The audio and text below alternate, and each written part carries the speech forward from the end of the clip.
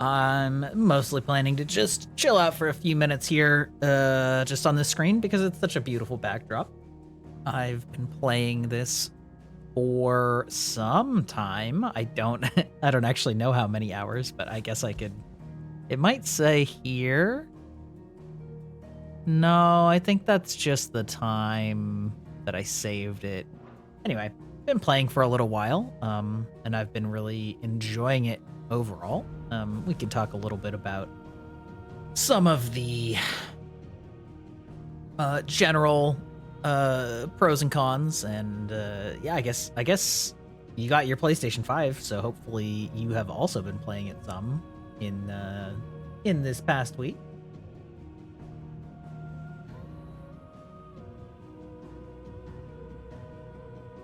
Just set up. Oh, okay. So you're still pretty beginning, but you finished the prologue, basically.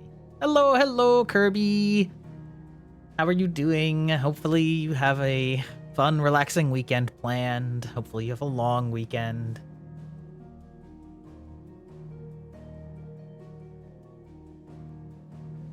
How about that prologue, though, Ern? That's pretty wild. I guess that's what was in the demo. I played a little bit of the demo, but really I just sort of stopped after the very initial combat tutorial, but I think that it ended with sort of the end of the flashback scene and the icon. Yeah, it was nice. It was good. We like our trauma. Yeah, I'm really digging the story so far, and I think the ads are running now for all those people, which is sort of why we're sitting here on the loading screen.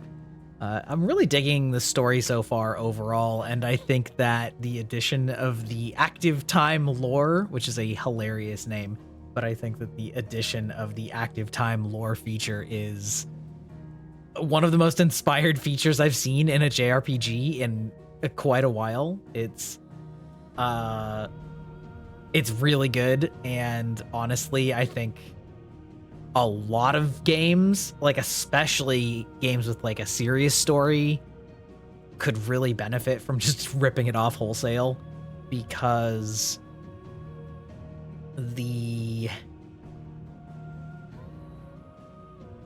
I think that there's sort of a conflict with, I mean, who could say? Actually, though, depending on how sensitive you are on spoilers, I might be seeing some things that may or may not, who knows, stuff. So I don't know how you feel about the spoilers. This is definitely a stream that is a little bit ahead. I'm not like end game by any means, but like I've played a bit. I'm thinking maybe when I start, I'll give like a brief story recap of some events, maybe, for people that are watching. Opt, how's it going? I know that you've been busy for the last couple of weeks. I hope everything is going well for you. Sup.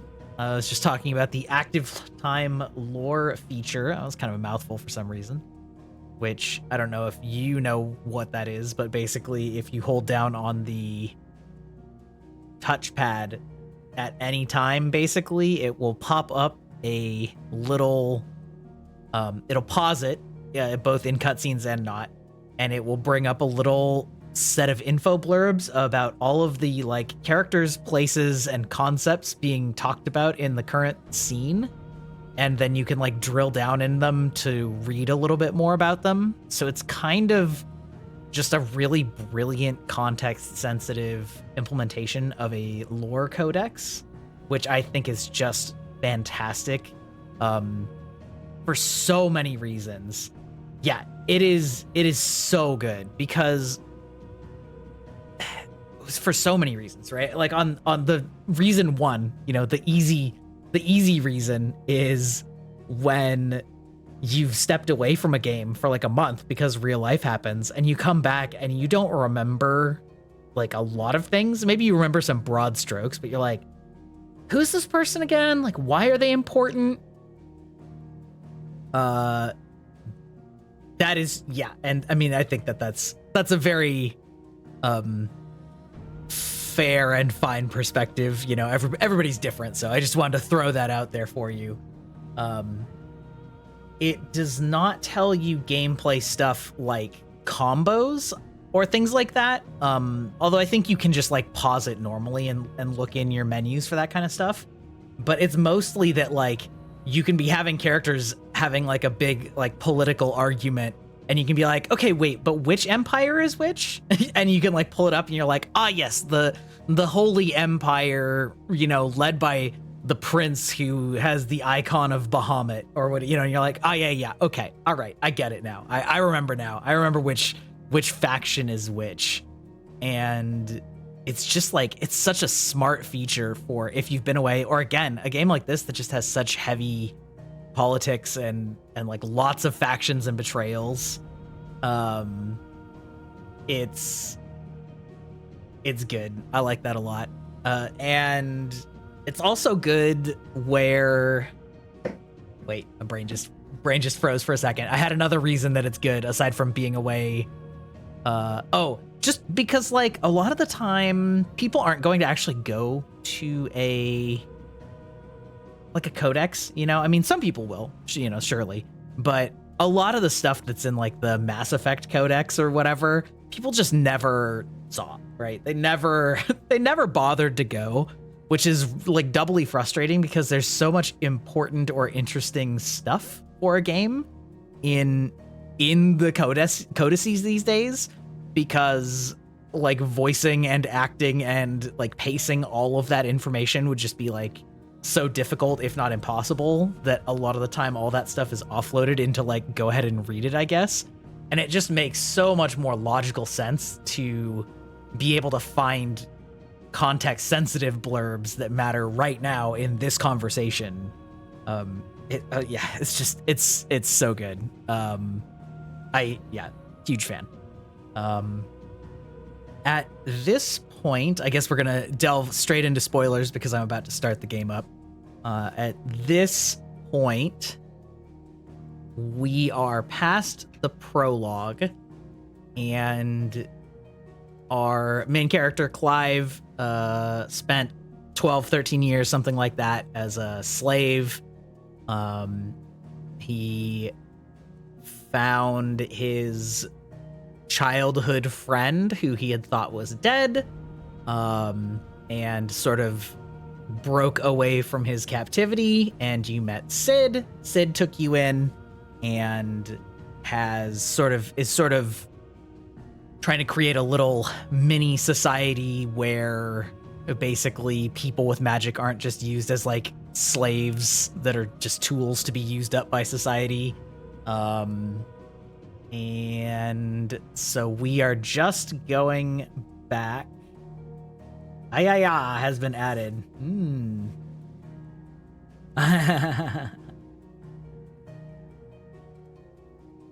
Okay. I don't.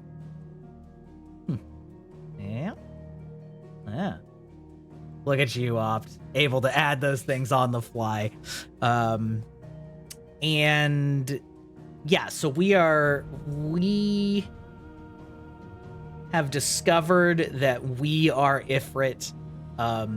It's really interesting, actually, because I thought it was pretty obvious that. Gotcha.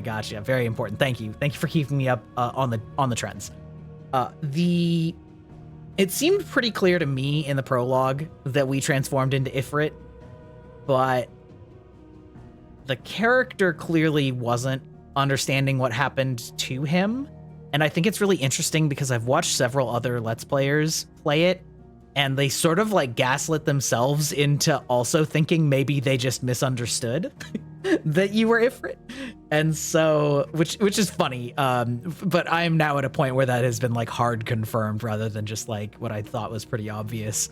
And so we are returning to the point of the prologue in order to investigate what happened, because we have emotional trauma from turning into Ifrit and killing a bunch of our friends and our brother.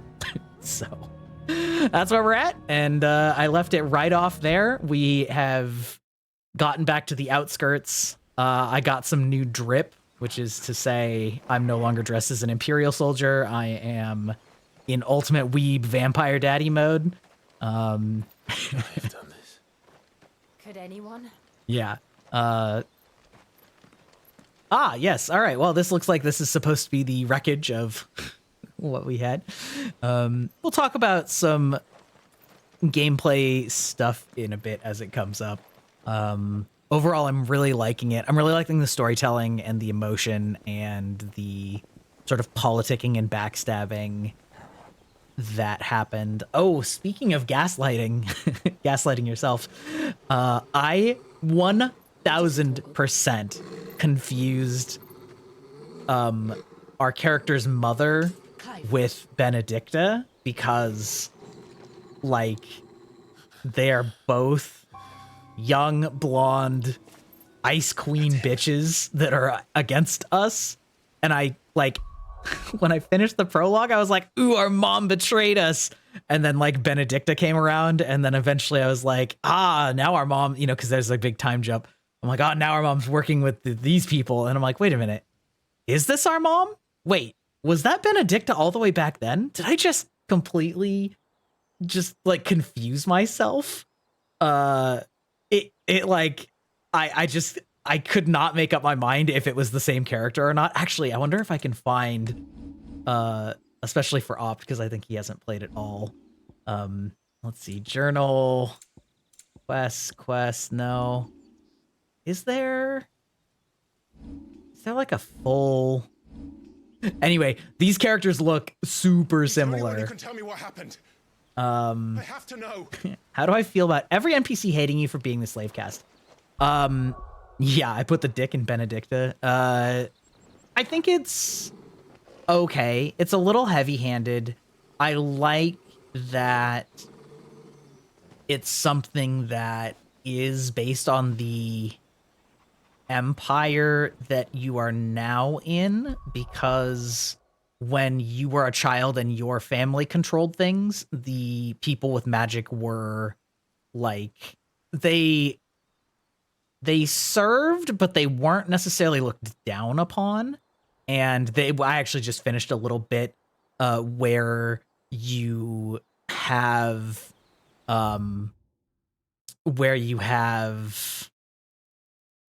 you have an encounter with some of the people that served your father, and they were, like, well respected and, like, yeah, you know, still like sort of servants, but, like, not, like, nobody hated them, and the whole thing was like everybody was looking out for them.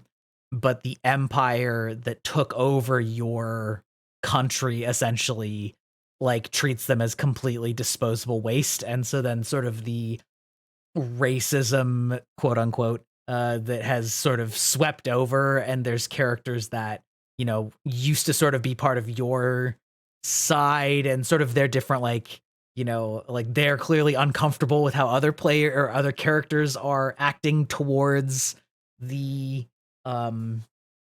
bearers. I think is, like, kind of interesting, but it's also a little heavy-handed at the moment, so we'll have to see. I think the most heavy-handed part is that it's like, once you help out the NPC in an area that's like the main character, it's like suddenly everybody likes you, which is like whatever. But anyway, yeah, we'll get right into it. I have lots of things to say about this game, and they'll come up naturally as we do. Incidentally, we found an interesting hard cider that is 0 carb, which, you know, if you know how nutrition works, you might be wondering how that's possible. Where is he? And the answer is that they made it out of rinds. So, like, apple rinds and lemon rinds and, like, cactus skin. So it's not actually the, like a bloody eel. part of the fruit that gives you What is this place anyway? sustenance, but it still has flavor in it. It's a very interesting flavor. It's kind of bitter, but I do like it. It's kind of weird though. So that's what I'm drinking right now. Gate. It's a relic of the fallen. Only the Phoenix's dominant can open it. Oh, easy clap. Hence the castle's name.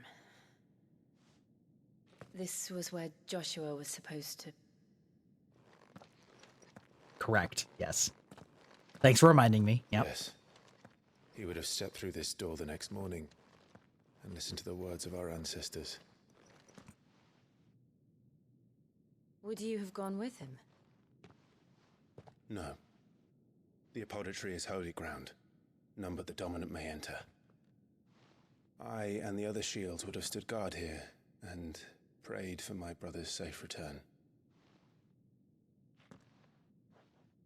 Where the hell did he Yeah, go? I mean, I can see why that's Perhaps he went not inside. He couldn't something have. that they're interested in You need the exploring. power of the Phoenix. And like I said, it is very heavy-handed. Much like in the way that Detroit Become Human is a very heavy-handed allegory for racism. So, you know, it's not to everyone's taste. But I don't hate it. Although again, we'll have to see, you know, how it is as we go, right?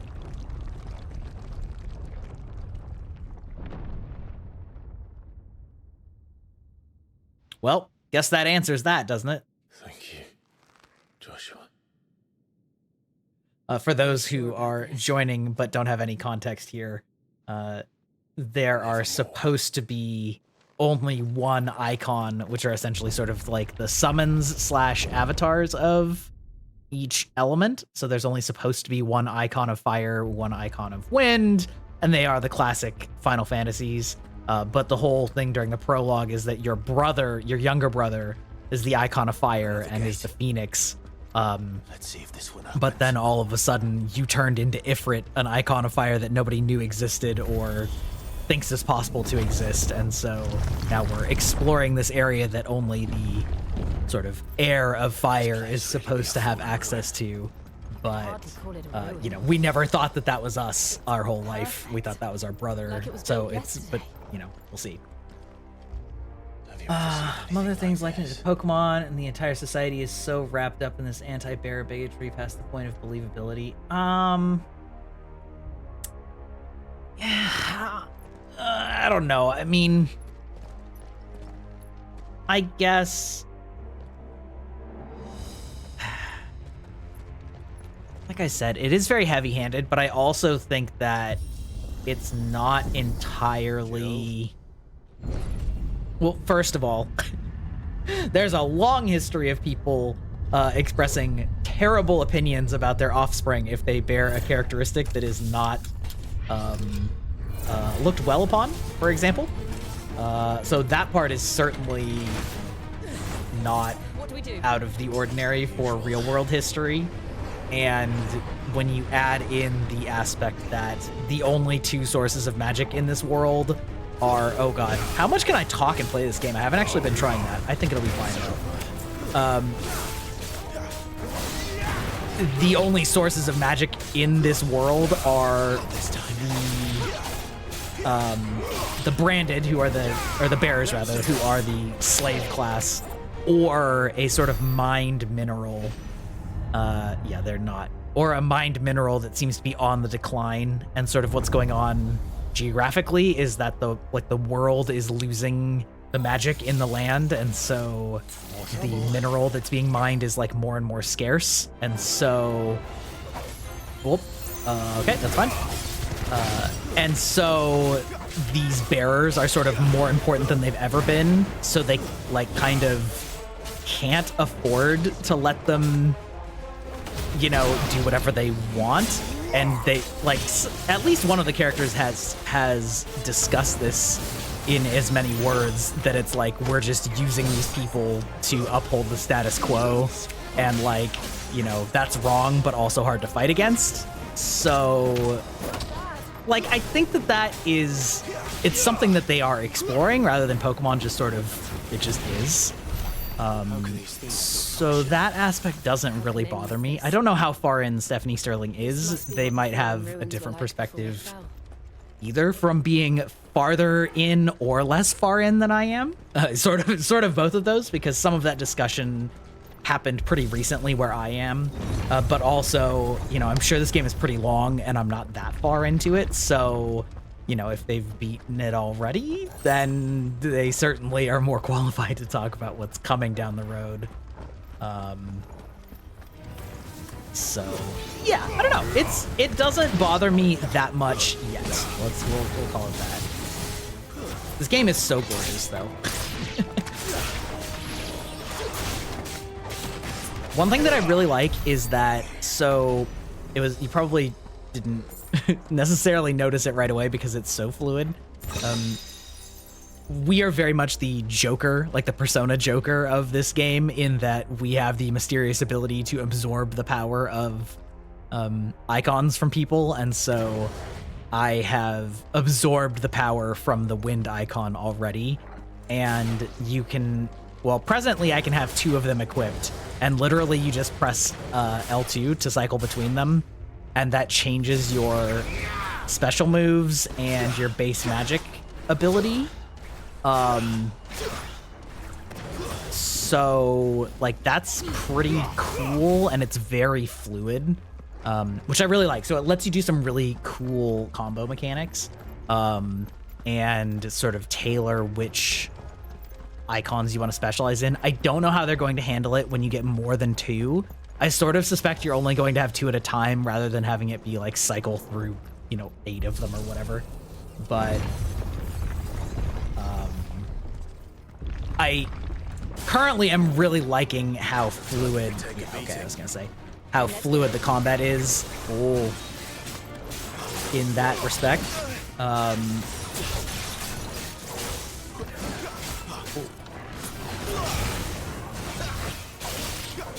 Which is cool.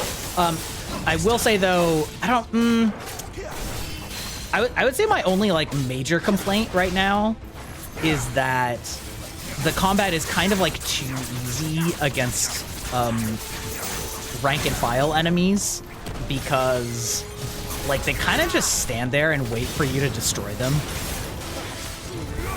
which is very cool looking, but also like it's super easy. You can have 3 active. Okay, I mean that's cool.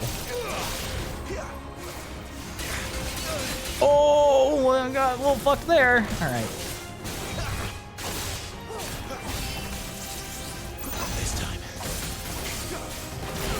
Oh, I don't. Okay. All right, sir. Takuni or Tatas.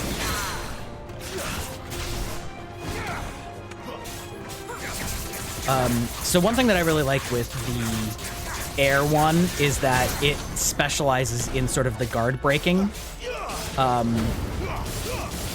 And the way that that manifests is both that its abilities are good at breaking the guard, but also Does any of this make sense to you?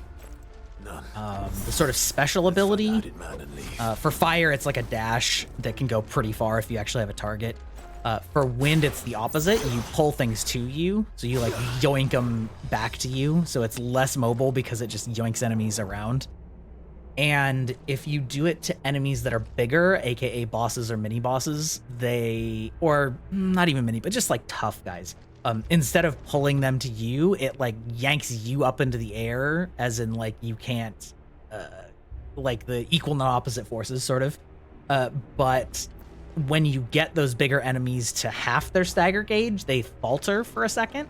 And if you grab them while they're faltering, it like pulls them down to their knees because they're off balance. And then you get a big window to build up their stagger gauge the rest of the way. So it's a pretty cool, like it's a pretty cool sort of reason to be using that one over the one that just does more damage.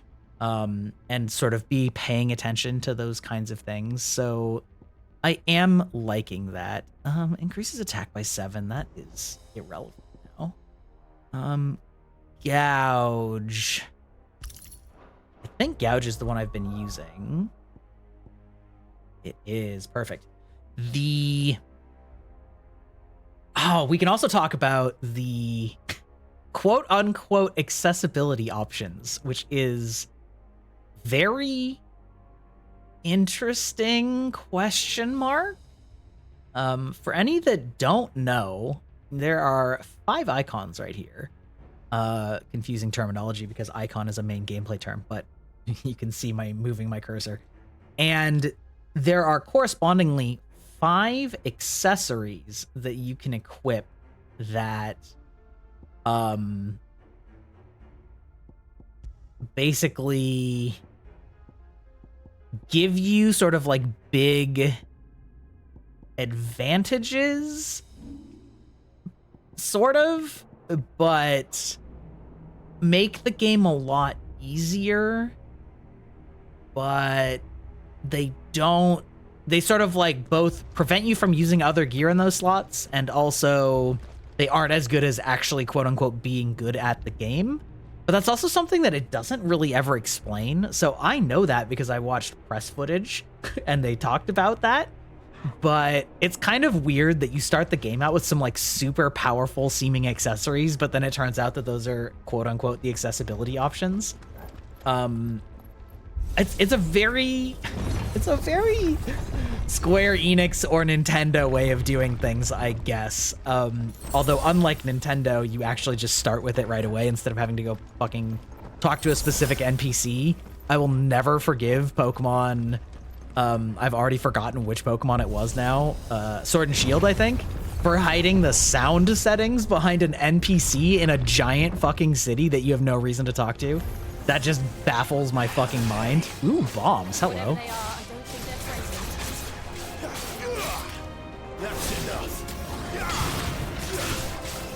Anyway, so that's odd. I wonder if they have elemental vulnerability or resistance.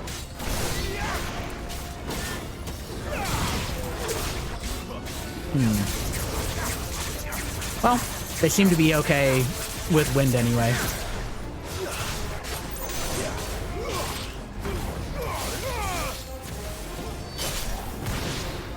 Man, it is dark in here. I don't know if it's just my screen, but it is hard to see, especially with the light bloom effects going on. Anyway, it's a very strange, way to do accessibility. And I don't know. Yeah, I don't have a problem with accessibility features in games, for the most part.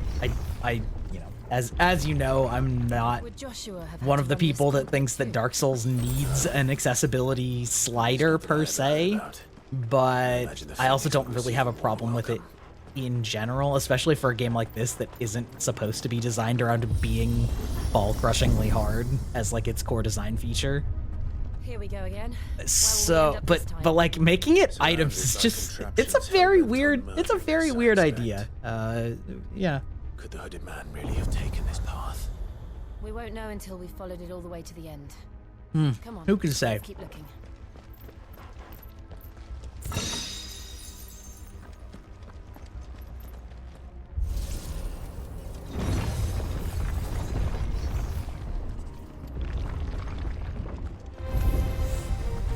Ah, okay. So yeah, this is gonna be one of those ones. Oh, hello.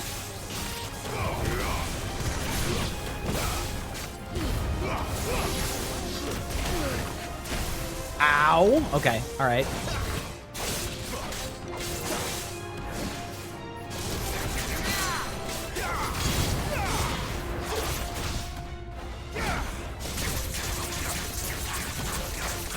Oh, beautiful. That stagger damage.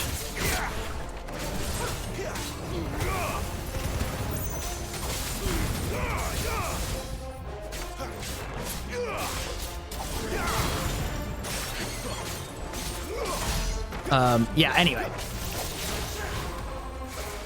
I will say, that was a little messy. I will say that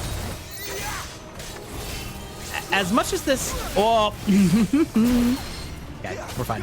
As much as this game has an interesting concept for its combat, I also can't help but be a little disappointed that they seem to have just completely ignored FF7 Remake, because I think that FF7 Remake is, like, bar none, one of the coolest meldings of action and like RP or like real-time and turn-based like action RPG combat that I've ever seen, and so it's kind of weird that they completely ignored it and they never talked about it during any of the marketing.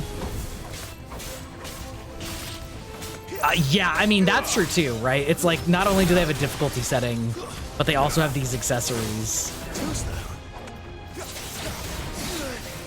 Hello, sir?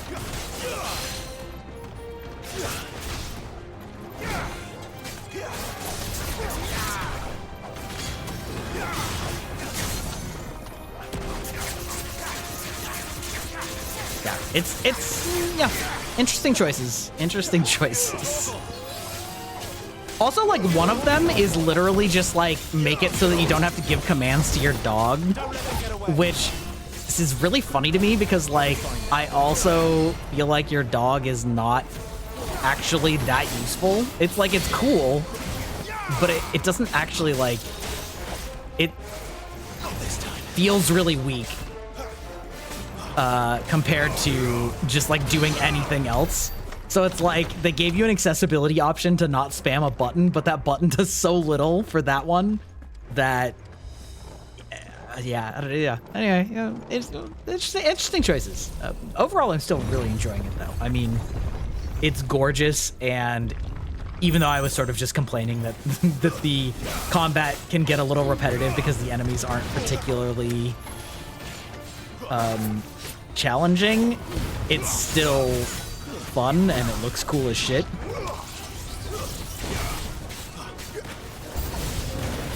Look out! There's more of them.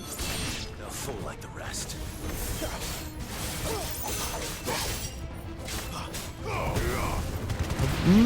Okay. All right. Well, we'll figure that out with them in a second. A lot of the abilities have some interesting, like, if you use it while,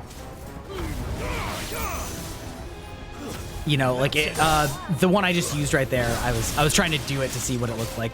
It, I guess, absorbs magic and is stronger if you use it to absorb magic. I'm not sure that it's worth trying to wait to use those abilities to be like quote optimal or whatever. Yeah, there's still a lot of question marks in this game.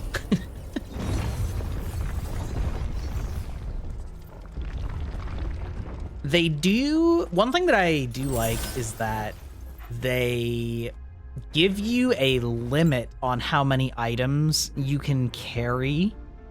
So for example, I'm actually maxed on all of these right now, potion, high potion, and strength tonic, and they're a pretty low number. And so it works sort of like a Souls game in that they really want to prevent you from just heal spamming your way through an encounter. They want you to like actually be good enough to beat it. And then if you find any extras, it just immediately applies the effects of them to you. So it's not like you go up and you're like, oh, that's a potion. Okay, I have to use my potion and then pick up the, you know, it's just like, nah, we'll just use it straight from the ground because your inventory is already full, whatever. I think that's a pretty good way of doing that kind of a limited healing system. Although unlike Dark Souls, they don't automatically refresh at towns or anything, which is a little, that part feels a little weirdly at odds with also having them have a really low cap like they do. But again, it's not that big of a deal, and really you only need them badly for bosses. I don't like this.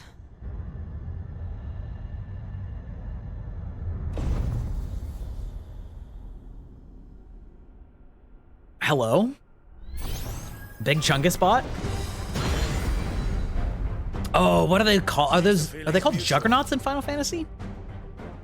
I've definitely seen Iron Giant. Okay, well, it was a little on the nose, but that's fine.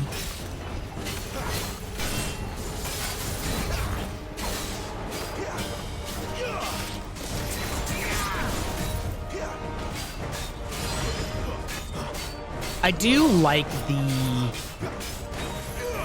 emphasis on dodging. I think that's cool. Like you can also parry, but it feels hard to like try to parry because it's really hard to tell exactly what the threshold is for like what will or won't like actually interrupt the attack.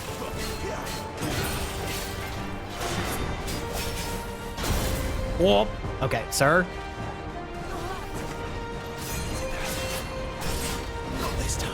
There we go.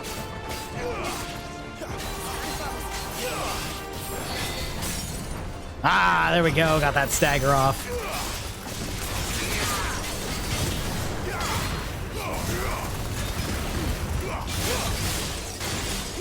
That's a nice chunky damage there. Actually, I should use a strength tonic because why not? It's a boss, you know?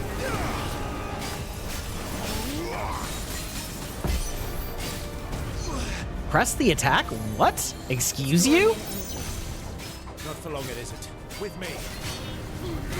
Oh, this is a new mechanic. So this is like what do you call that? When it's like finish it off, like interrupt it. Yeah, okay. So it's like a okay. So it's like a charging up the ability, try and max out your damage. That's good to know that I need to like be aware of that type of thing. Whoop, sir.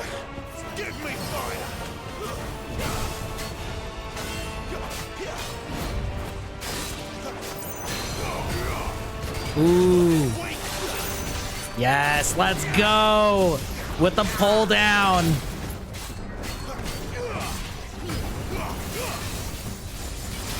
Oh, shit. Well.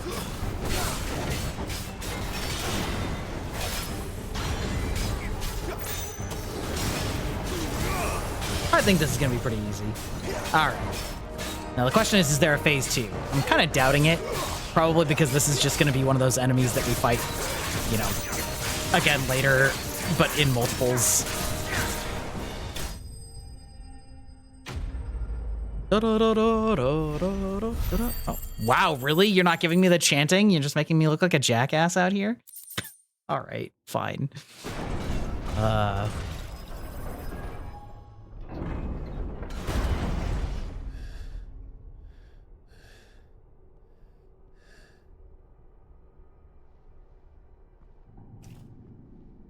I don't know how to quite quantify this.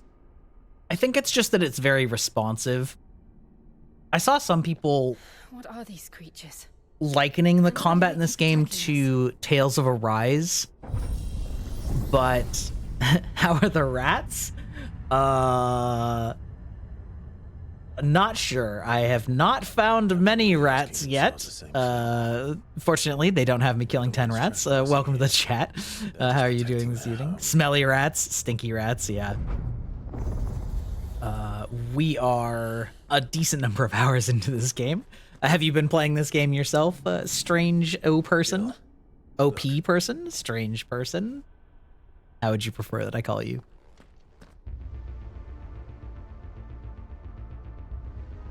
Nope, I'm broke. Fair enough. It's yeah, I was just talking about It's worth a closer look, whatever it is. Just strange. Okay, certainly easier. But you know, you never want to just assume that somebody's name is okay to be shortened to one thing or another. The sickness that must be purged. But yeah, I'm enjoying it overall quite a bit. It looks gorgeous, and I was just saying that I've seen people compare the combat to Tales of Arise, but it feels so much more responsive than Tales of Arise did, and I'm really appreciating that in terms of like it just feels so much smoother in combat. Rats are rats. Well, you know. Raton. Look, we got a nice hunting dog here. Good boy, Wolfie. Torgal. So, you know, he keeps the rats at bay. We have fought a lot of plants, though. There's a lot of weird poison plants in this game that you fight. a lot. Fortunately, none here. We're fighting a whole bunch of weird, ancient, magical constructs. This is also one of the Final Fantasies in which there are the sort of ancient precursors that had much more advanced magical technology that has been lost and crashed into the earth. So I'm sure we're gonna have some sort of plot reveal here. Hello? Give me that scythe, daddy? All right, then. Kind of gross, but...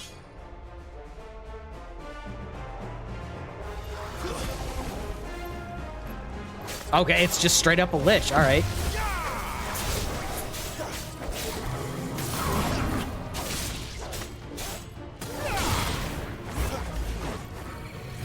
This time. Okay. Whoop. All right, all right, all right.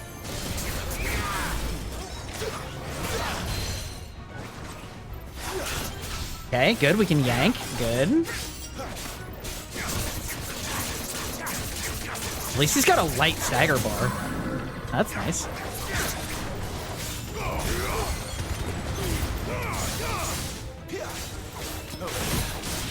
Give them all you've got, boy. Okay.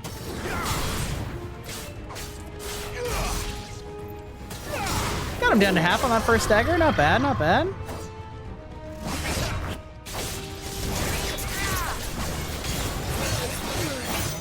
Oh, okay, he got a lot more aggressive though.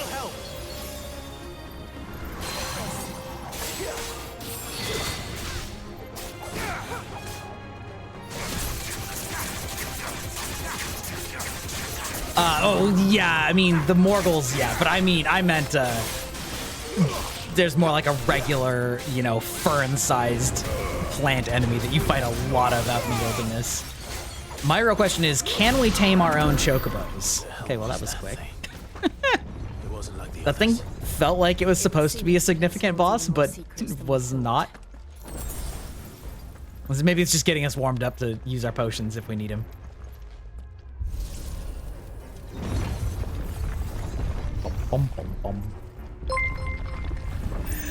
Thank you, Strange. Welcome to the database. Thank you for being our newest kilobyte. I hope you enjoy your stay here.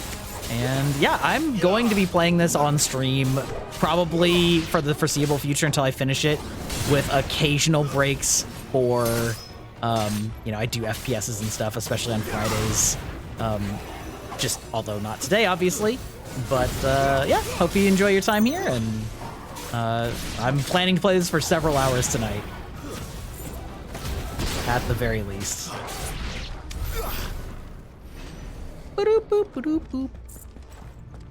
Also, are the sound alerts working? Because I think they are, but also I've had to mess with them a bunch recently, so it wouldn't surprise me if something didn't play.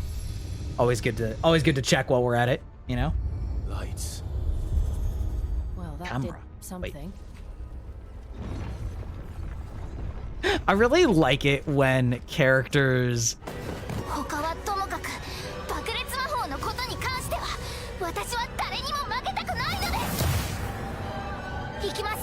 Thank you, Ern. It's been a hot minute. I'm hoping that I fix this so that it stops freezing like it's been doing lately. Explosion!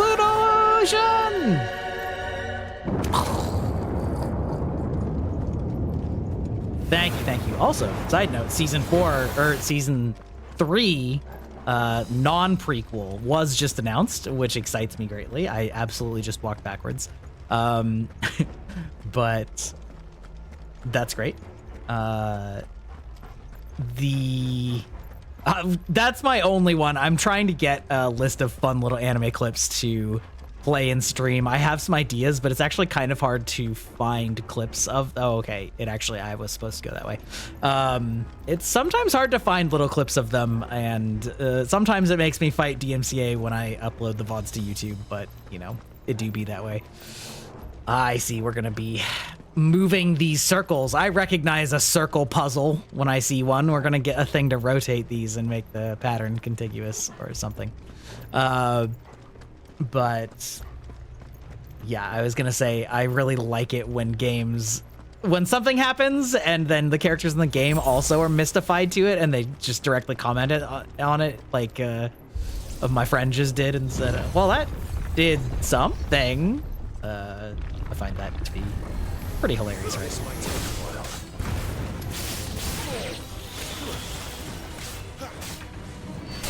There we go.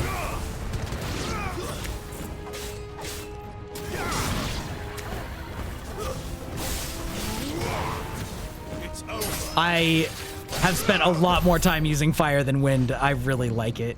I like the wind for bosses, but just being able to zip all around for the teleports is really fun, especially in conjunction with the fact that when enemies are knocked down, What have we here? you get like a big Another fallen wonder. like ground stab damage window on them, and it's a lot easier to get to them when you teleport to them.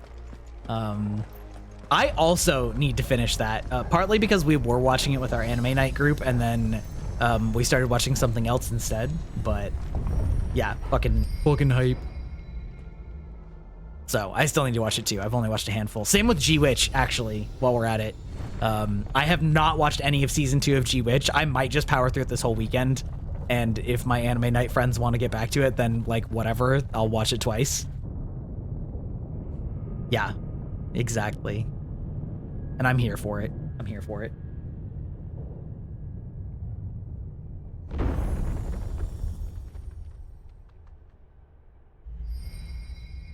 Now, I suppose I did ask a question It isn't a dead end after all. in the title of this stream, which I forgot because I forgot to title this stream until literally 5 minutes before I went live. Where does it rank in terms of Final Fantasy? Happy to hear thoughts from anybody in the chat, either from what you've seen or played or heard. Currently, since I obviously don't know where it's going, it's gonna be difficult to rate, but I'm definitely liking it a lot more than probably at least half of the Final Fantasies that I've played, for a variety of reasons. And so, like, obviously I still like 9 more because 9 is my favorite. And yeah, I still need to watch Vinland Saga Season 2 also. Final Fantasy 9, still my favorite.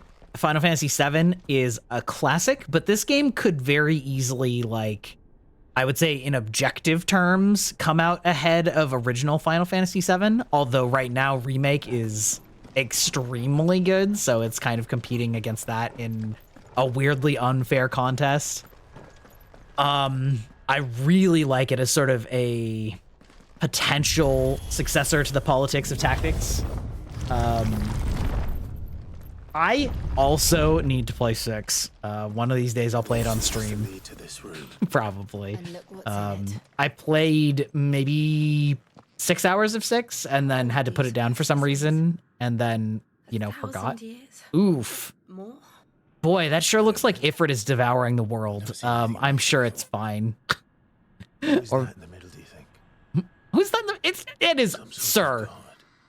That is the most obviously Ifrit thing I have ever seen. Look at that thing. Yeah, I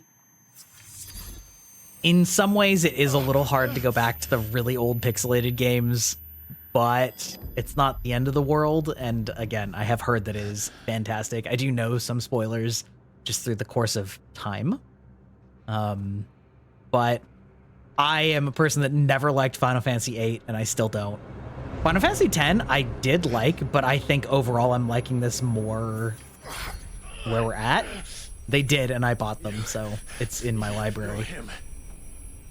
All right, we're having a dramatic scene. Maybe I'll stop talking. Who are you?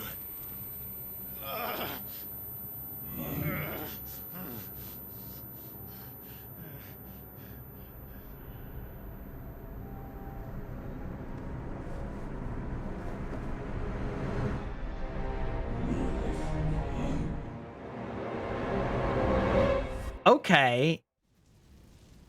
Make a hard save. Oh. Okay, yeah, fair enough. That's certainly not exactly what I was expecting to have happen there. Interesting. Interesting. Okay. All right. Now we just had like a major like lore drop that I'm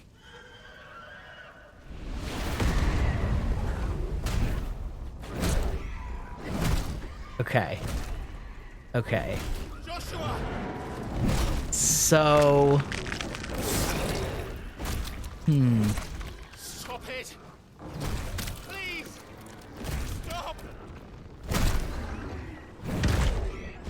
it seems like, okay, so my guess is going to be something to the tune of Ifrit is just the fiery version of the like mega icon that used to have all of the essences and was like defeated and split up into the primordial elements. And so they are all like all of the icons are He chose me to be his shield.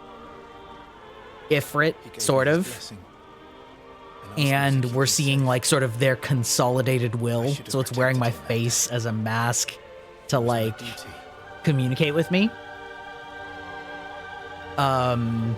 Slash I am that, you know, the inheritor of that icon, so to speak. So like it is me, I am it persona. That's sort of where my guess is based on that mural. Also makes me think that like Ifrit is probably going to be the big bad at the end that we like seal up and kill or something. I failed you. The reason that was so shocking to me, Ern, this is a mild spoiler for you, but I was expecting to see Joshua under that hood, is because Joshua is also walking around wearing a very similar hooded cloak like that, and other people are seeing him. I killed him. I blamed another for what I did. To spare myself. So, like, I know Joshua's still alive, unless that was also our icon, but I still feel like it's probably was really Joshua, so. Use what little was left of me. So I ran. So consider me maximally flabbergasted that Joshua did not reveal himself in that Are scene. you ready to accept the truth? I am. I know it won't be easy, but it's what I must do.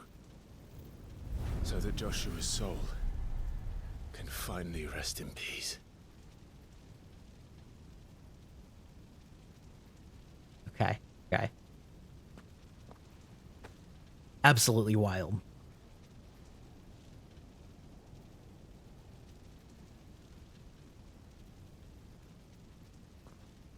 We are the Destroyer.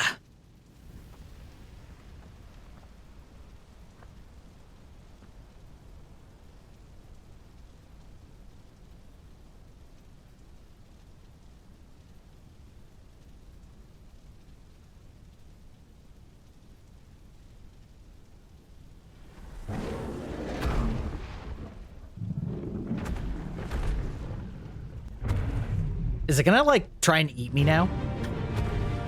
Am I fighting my own icon? Because that's kind of sick. no matter how bitter the truth that awaits me, I will press on. Come, Ifrit. Show me who you truly are. Okay. All right. I'm hella down for this. Are we gonna spout some Garuda wings? All right. Okay. Okay, this scares the piss out of me. Oh, lordy. All right.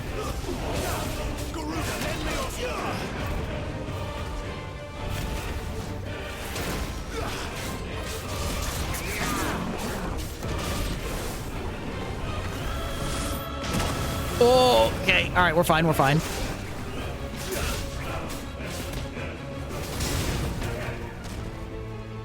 Okay. All right, all right.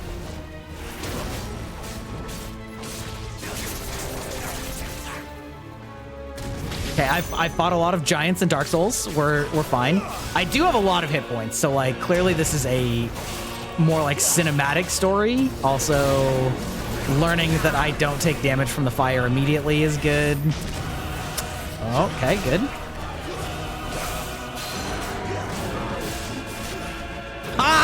I can pull his head down. That's amazing.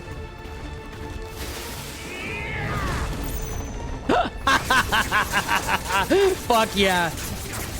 Get shredded, son.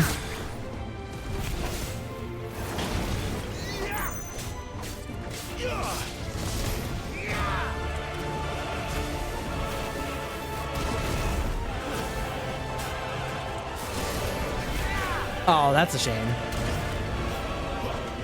We're fine. Whoop.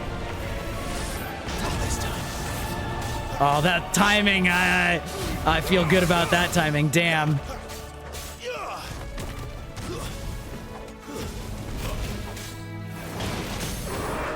All right, we got the takedown. Sick. All right, now we chop his face up. Imagine how embarrassing it must be to lose to a little dude like this. That's just so sad.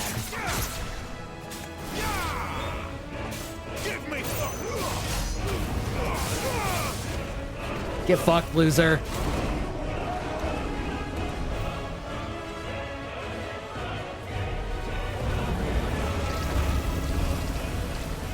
Okay. Less scary than I expected. And then he respawns and just absolutely shit kicks me.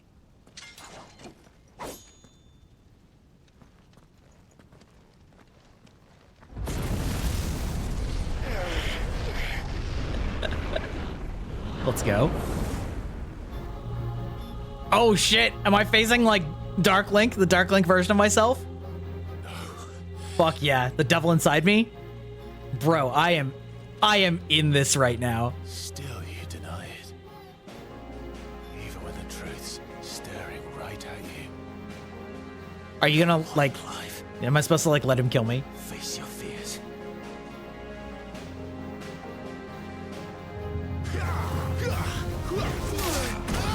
Oh, okay, all right.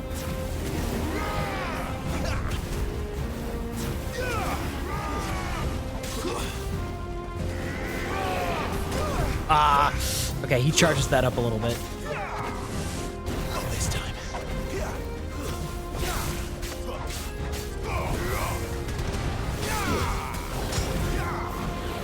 Too slow.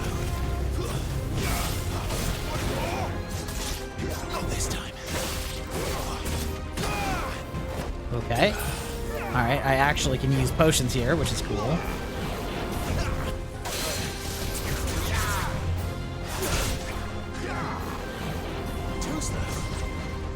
All right.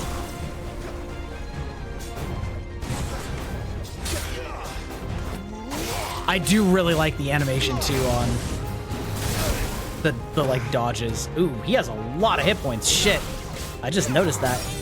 All right, well, the stagger's probably gonna be where we jack up the damage.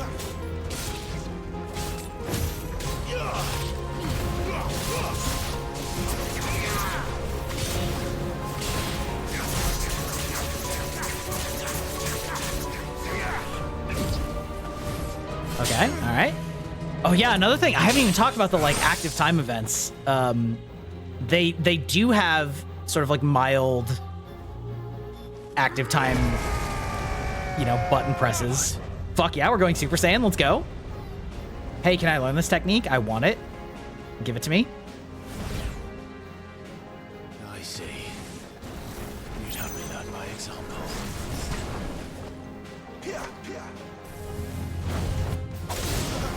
Too slow.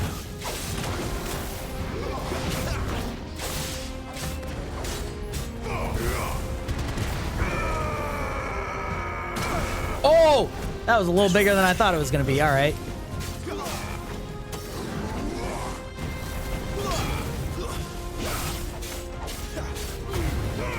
I suppose I could use that on. Oh, okay. Listen. Ooh, I probably shouldn't use that against him.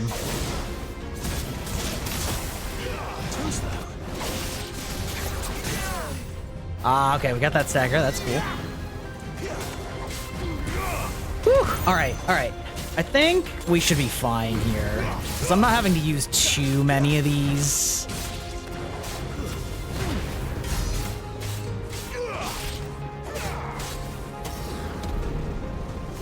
Oh, no, we don't like Hellfire.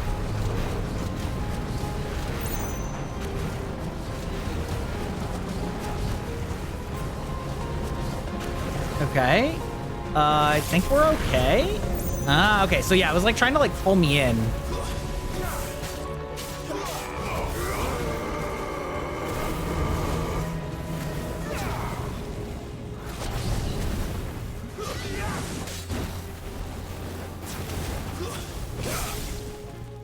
Oh. Not this time.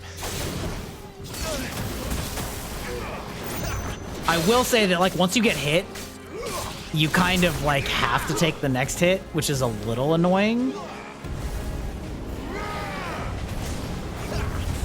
Not this time.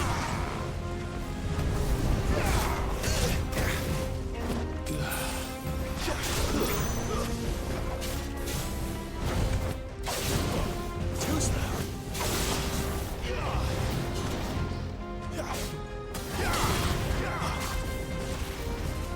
Okay. Oh, okay, we're fine.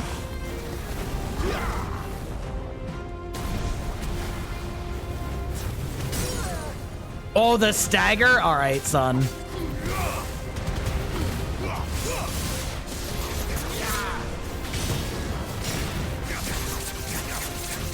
Let's just use all of our abilities on cooldown. Easy. Where'd you go? All right. All right, I got distracted. Yeah, so they use ATBs, but they use them pretty sparingly and pretty forgivingly to do like cool stuff. I don't know exactly how I feel about it. Like, it's not, I don't know if it's like actually that cool, but Escape, eh? it's not uncool. It's No, all see, right. look, I'm winning. I'm done running. I'm winning this fight.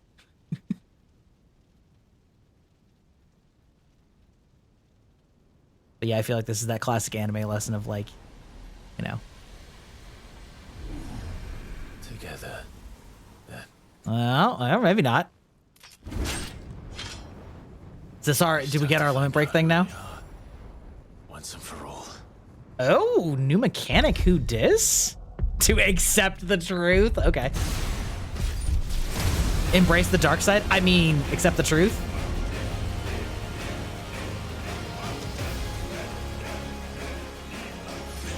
Show yourself, Ifrit. Okay. All right. All right. I'm still not. Yeah.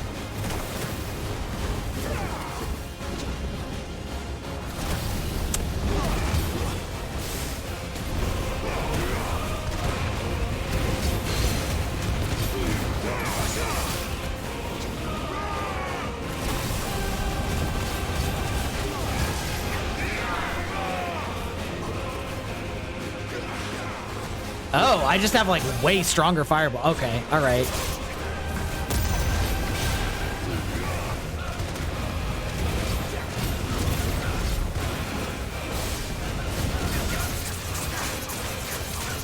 I was wondering if it was going to prevent me from using Garuda's powers. This is LB2. I can't wait. Yeah, right. Well, so when we've seen the other dominants, which are the people that sort of like have the summons, I bet I'm going to turn into one now. They sort of have like two phases. They can do what I'm doing here, where they sort of like embody the power of their summon, but are still in human form. And then when they go like absolutely ape shit and like fully turn into the summon, which is like, so this is the first time that we've seen embodying the power. This music is fucking popping off though.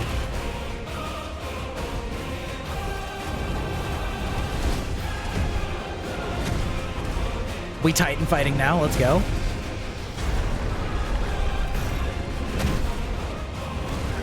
All right, Infernal Ifrit. Okay, interesting.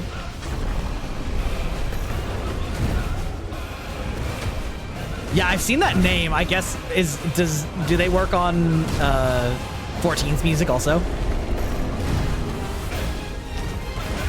Okay, yeah. So this is like the phase of the fight you actually can't lose. You just absolutely clap this thing's cheeks.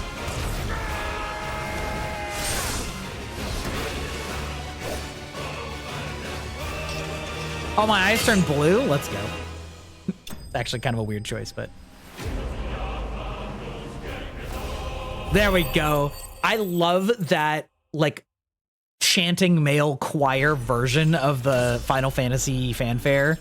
It feels so fucking cool. Yeah, okay.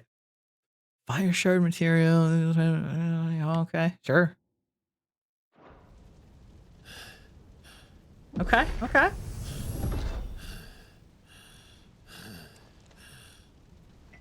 Yeah, probably. I mean, Umatsu might also be working on 7 Remake Part 2, you know?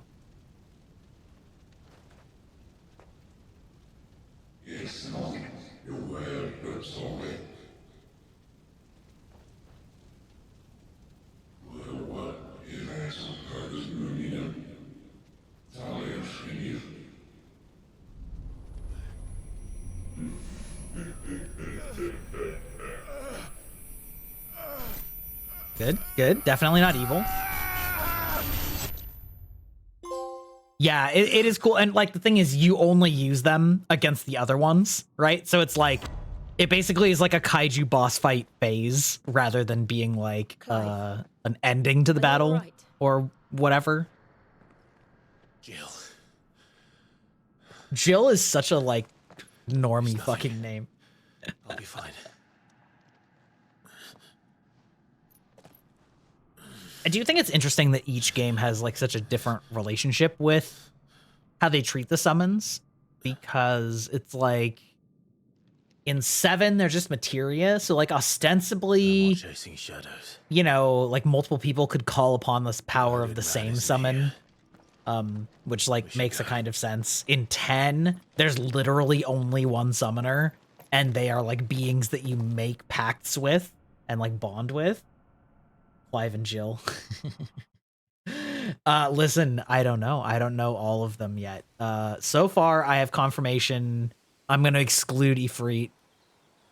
We have confirmation of Shiva, Garuda, Titan, Odin, Bahamut. Did I say Phoenix? I think I didn't. Phoenix. Clive. So I think there's only sure you're one that we maybe don't know right now. Whatever it is, Because there's supposed to be tell 8, me. not including myself. I had a hard enough time telling myself. I awakened as a dominant of fire, right here in this castle, and I've been running from it ever since.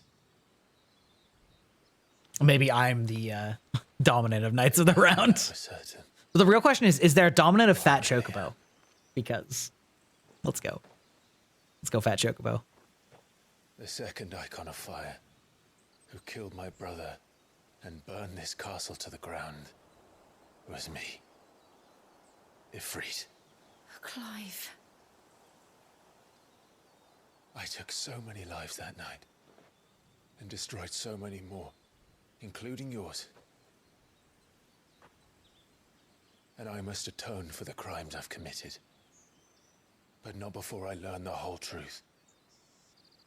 How can a second icon of fire even exist? And why was I chosen as its dominant? Good question. Who is the hooded man who brought us here? And what does he want?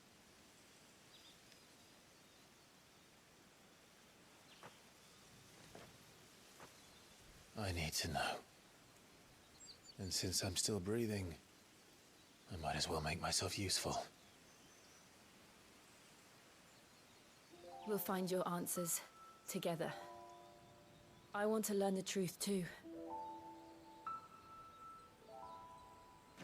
There'll be time enough for atonement when we're done. I was hoping you'd say that. I don't think I could do this without you. You never were one to hide from the truth.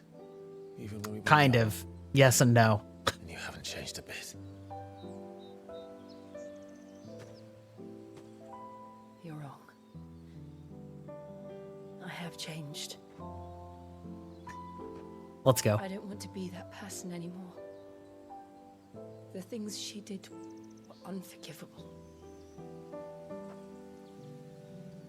And yet, Side note. Oh, here we go. Here's our active time lore.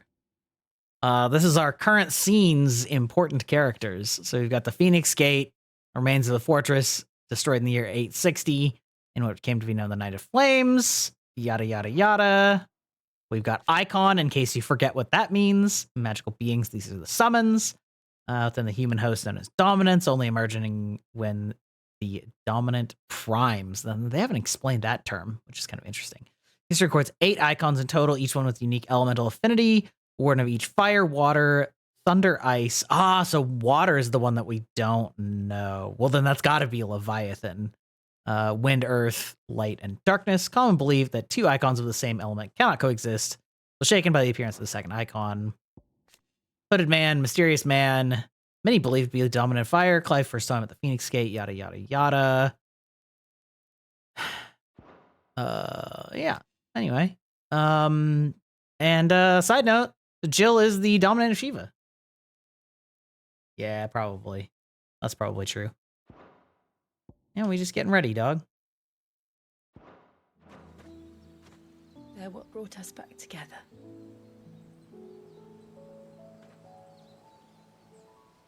I do think it's really interesting too that like the dominants are so revered by there we go. The dominants are so revered by the disturbance I felt at the care must have been the soldiers. See, now it seems like our brother's against us. Probably because he knows that we're coming to kill all the other icons or something. As is Ifrit's destiny. That part, I'm just guessing. But it's like as soon as the dominants show up, it's like fucking everybody on the battlefield dies.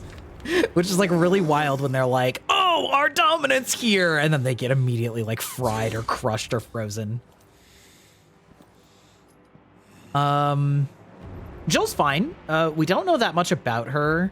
I'm curious. Tell me, who did this, or I'll see you suffer the same fate. Yeah, this is the man who delivered the coffer said, he said Sid paid him.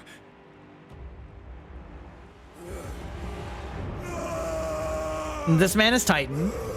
He was banging Benedicta. He was the one actually putting the dick in Benedicta. With the rest of your rats, and this is how you repay me? And presumably that's her corpse. Or ashes, or something.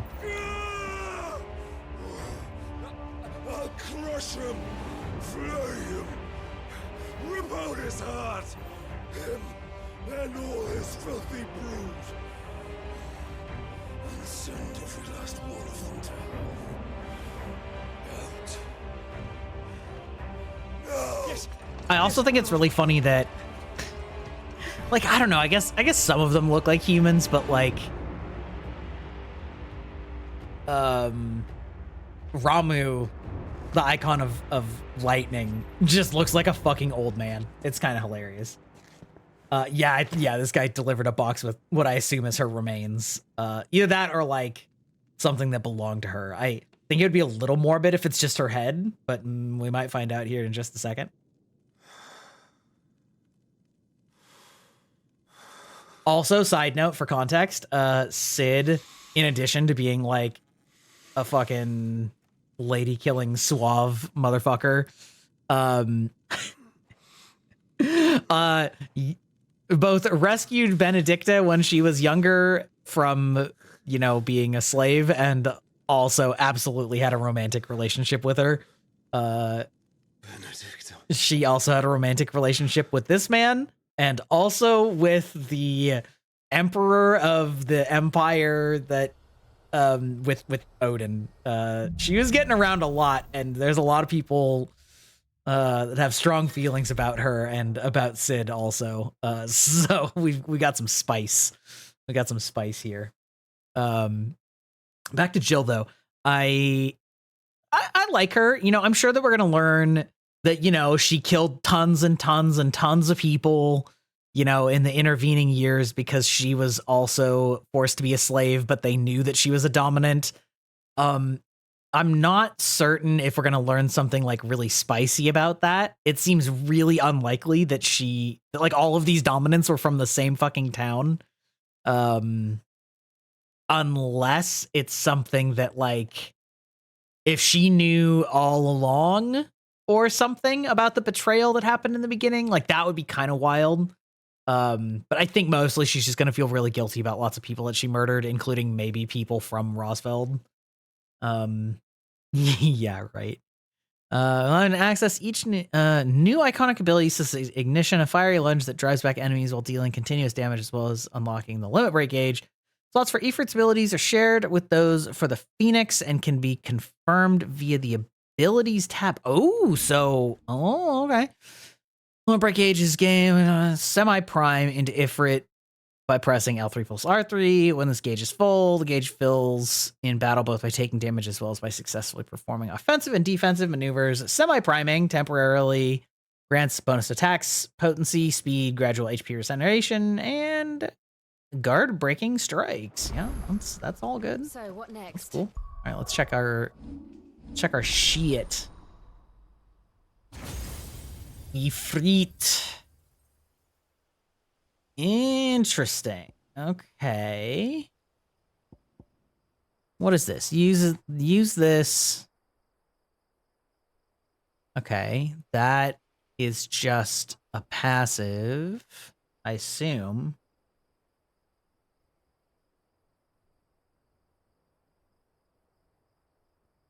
Upgrade adds a second limit break gauge. Okay. And then we got Will of the Wikes. What? Summon a storm of fireballs that dance around Clive, damaging nearby enemies while also absorbing damage. That's wild. Attack while charging, inflicting multiple hits and forcing... I don't know that I like either of these. These don't seem that cool. Allows assignment to any icon. Yeah... I don't know that I care about that. As a third limit break gauge, I'm not too caring about that either. Mastery on all of these is not that impressive.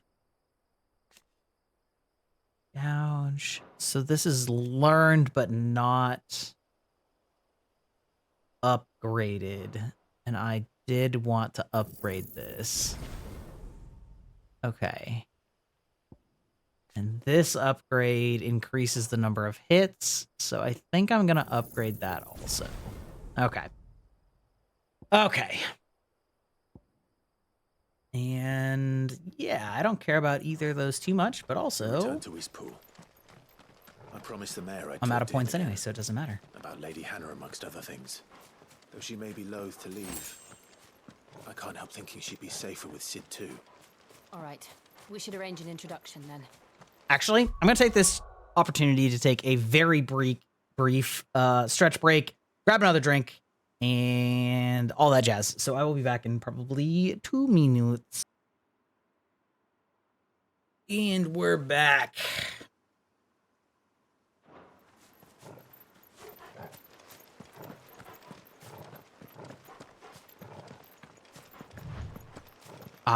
Also, it's important to note, this game has the most important feature.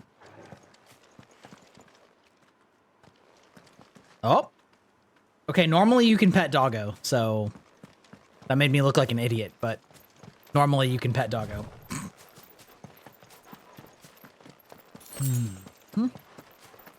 Potion. Wonder if we're gonna get in another fight right. Oh, you're growling, huh? Torgal, what is it? What's up, boy? Nothing good, I'll wager. Come on. Whoop. Definitely thought a bug landed on me, so I looked away and my controller just started veering sideways because I was moving my hand like a dipshit. Alright. Did Titan come and burn this whole thing down or something? Okay, this is like so funny. Instead of doing a Dark Souls open, they like actually make you press a button for like the slow opens of zone loads. What happened here?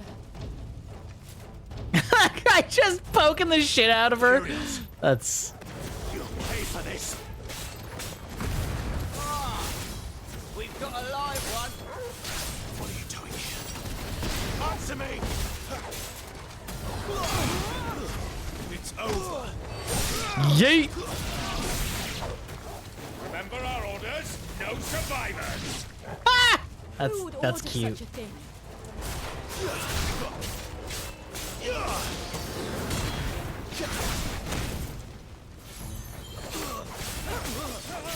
But yeah, so this is sort of what I was talking about. It's like, despite the fact that I just literally got hit. Wait, are they wanting me to use a limit break here just so that I can? Or are they just telling me that I can use one?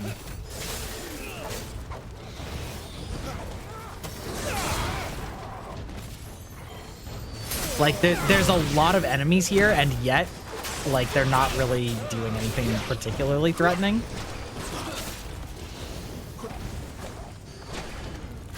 Especially the humans. Finished.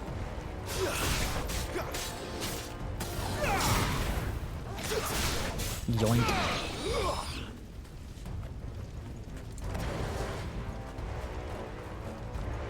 Alright, we killing all these motherfuckers.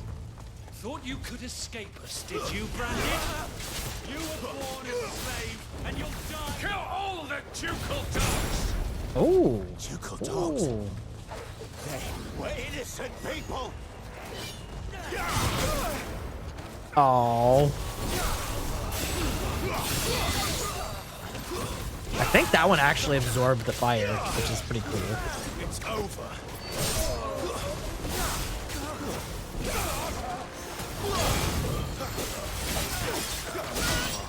Whoop. All right, let's. You know what to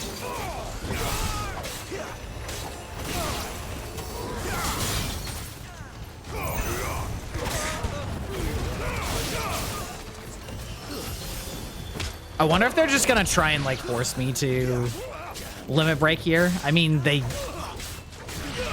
are a lot of enemies. Sir, listen. this time. Whoops.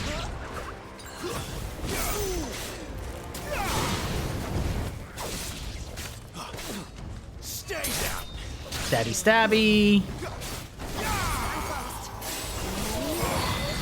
It's over. Okay, we can go get that.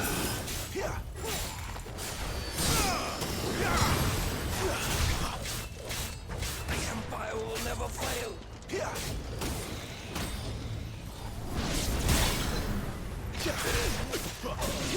Hey, I do like yanking the flying enemies just because flying enemies have always been annoying in Final Fantasy. Yeet. Whoop. Listen.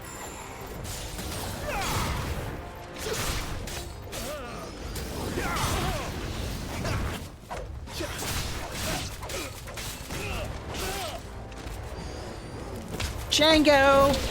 I do think that one's especially funny because you just like... you just like step on them 3 times. It's very, At least the other ones you like slash them with your sword, but... it wasn't so bad.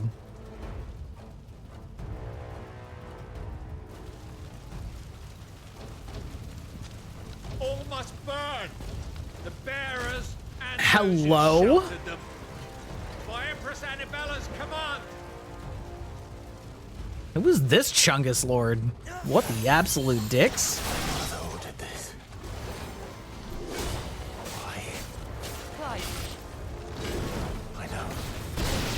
You can wait.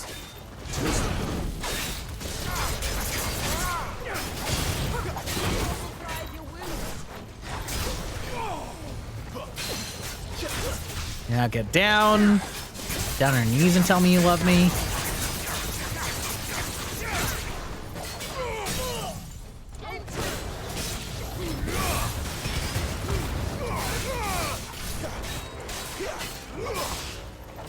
Now, something I wasn't sure of for a while was that I thought that you recharged your abilities faster by using them, which I'm fairly certain you don't. Oh, that was very cool. I don't want to be hit with it.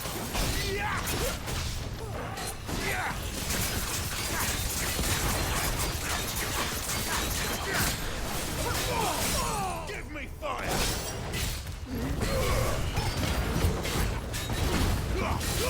Toggle!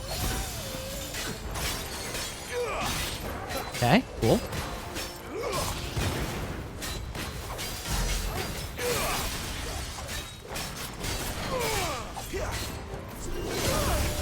Aww.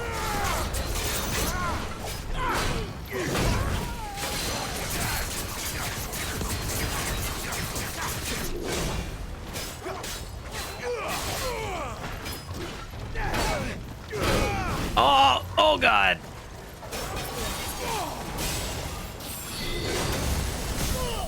There we go. All right. This should finish it. It did. The trailer was not great. But yeah, they have, unsurprisingly perhaps, changed business models again. Or content delivery models. So now instead of Living World being like a log in every X months to claim it for free, they are basically going on a cadence of an expansion followed by a living story, followed by an expansion, followed by a living story, and the living story is directly tied to the expansion. So if you buy the expansion, you also just get the living story for free. So it's kind of like a content update slash map slash stuff that's like part 2 of the expansion, I guess. Aiming for more like micro expansions, which honestly I think is a decent business model, especially because it's kind of been getting a resurgence mildly anyway. So I like it because it's not a microtransaction based one. And I would rather have more frequent, smaller expansions that you pay a little bit for than like huge content droughts and people getting like feeling like they'll never catch up with the story that they've missed, and so like just never coming back. I think you still had to log in, like, and also I don't think it was like 1-on-1, although maybe it was. The way an accident of birth gave them a power that others lacked. But there was a lot more like living story chapters But why kill everyone? between No harm. expansions They just before. wanted to be free. At least that's my This understanding. world judges that a crime punishable by death, which is why we're going to change it. Gav, we want to help. Thought you'd got your own stuff Yeah. to be getting on with. We do. Yeah, that's the But idea. it can wait. In that case, we should head back and tell Sid you've had a change of heart. He was always on it yet to join us. All right. And we'd best be quick. Last I heard, he was planning another excursion. What about the villagers? Yeah, I'm fine with the, Oi, you know, can I leave yous lot to take care of things here? Of course. We'll make sure they get a proper burial. yeah. you. I mean, All of you. I think you would be honestly fine just skipping a lot of the living story. It's just you're ready, not that incredible, and just like catching up on the expansions, because those are expansions are where your like real features are, and they're also where the most consistent storytelling is, and they're also the least bullshitty in terms of like time padding. Ah, the rats. There's the. Is that the reference?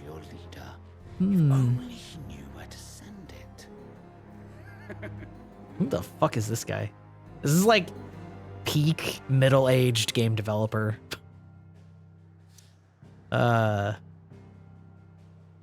Actually, wait. Hold on. I missed it. I missed my chance. A lot of the people I know basically own the desert expansion, but never finished it or started it. Sid Solar, then. That's where most of my friends Have a lot that to stopped playing discuss. Guild Wars 2 stopped, somewhere around there. I heard Otto barking at his lot earlier. Didn't sound happy. Ah, yes, we're back home to the fort. Do we have any obvious quests? No. Nor. Okay.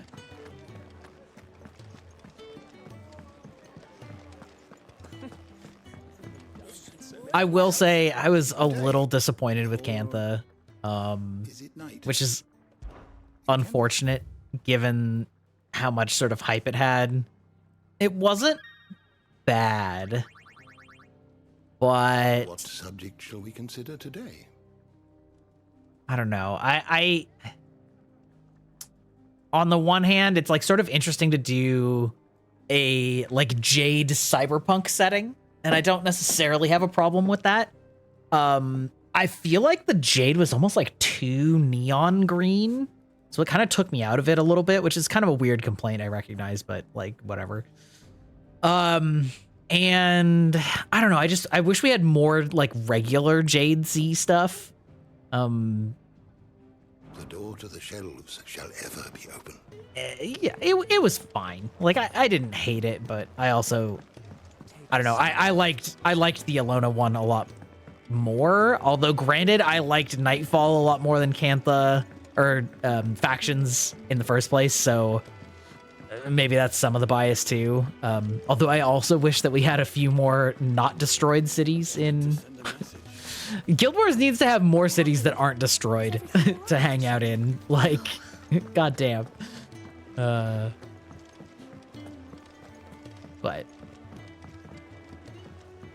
I'm pretty sure you can do a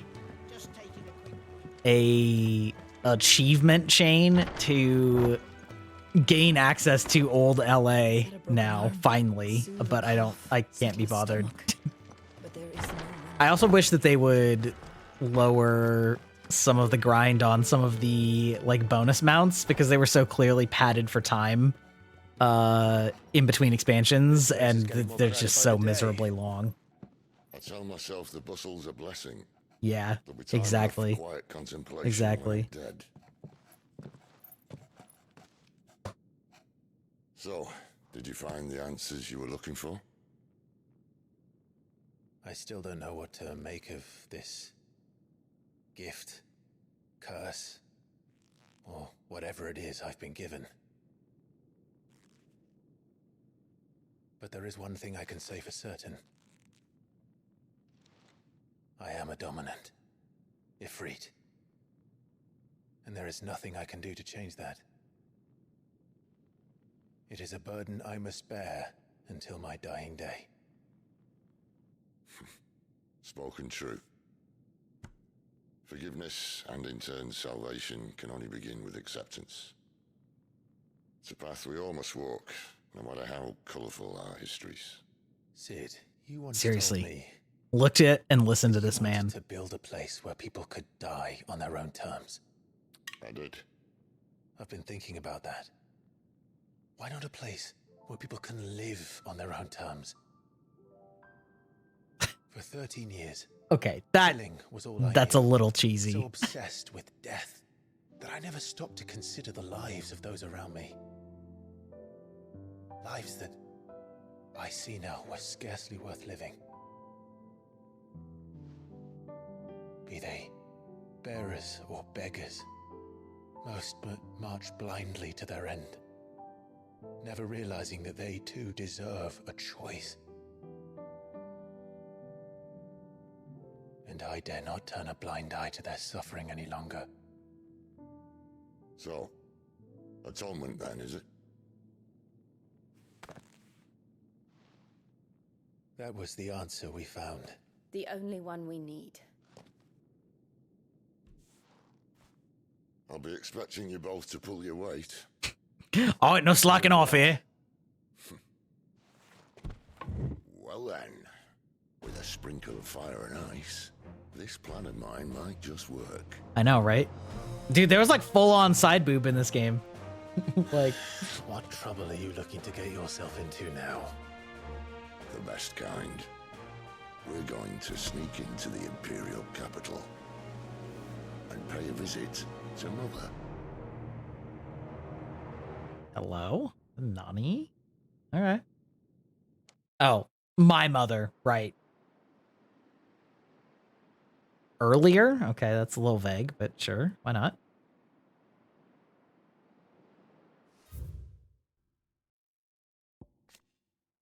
Capital of the Holy Empire of Sombrek, located in the northeastern storm on a peninsula that dominates Olifeist Bay and is home to the mother crystal known as Drake's Head. All the Empire's major institutions are located here, including White Worm Castle, seat of the Holy Emperor and meeting place of the Cardinals. Okay.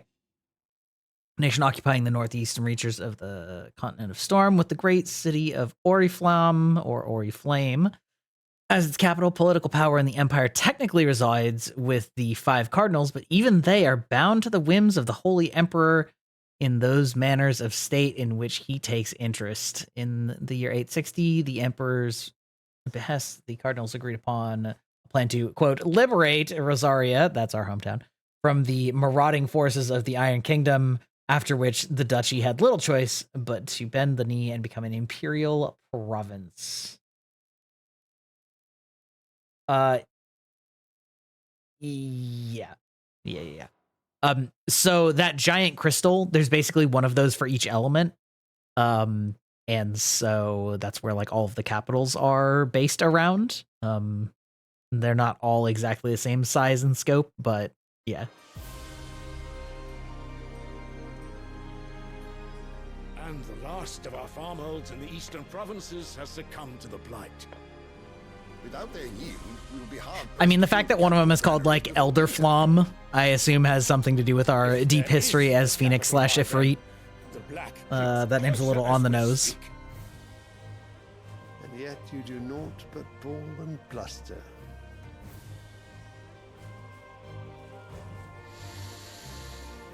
Look at this extra bitch. Your radiance?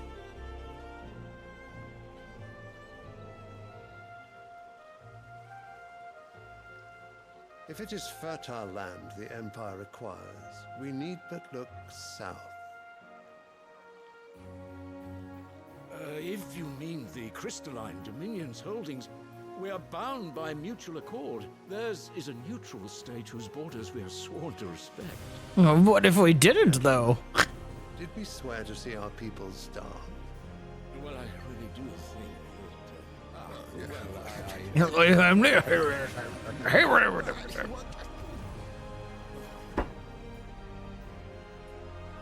The gates of Oriflamme buckle at the flood of those come seeking refuge from the blight. If there is not grain enough to feed those within our walls, how, pray tell, will we feed those without? But instead of setting your minds to riddles, What the actual fuck is happening with that flower? you lock horns with an enemy from across the sea, sending our soldiers to the slaughter in their thousands. The Empire bleeds, and you sit here prattling like crones in a tea house. And you fancy yourselves leaders of men.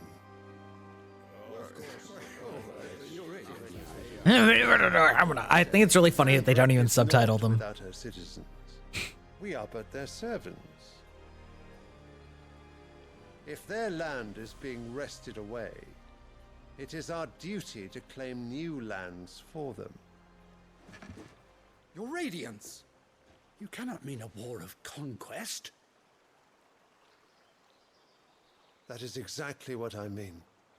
It is time we expanded our dominion. This is the will of great Grieger.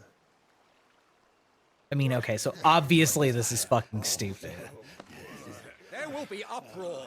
I'm not sure how stupid I feel this is. Citizenry. But how much will that cost? And what of our legions? Shall we raise the furs? Well, someone will have to contend with the Dalmex. I will not keep you. You all have much to do.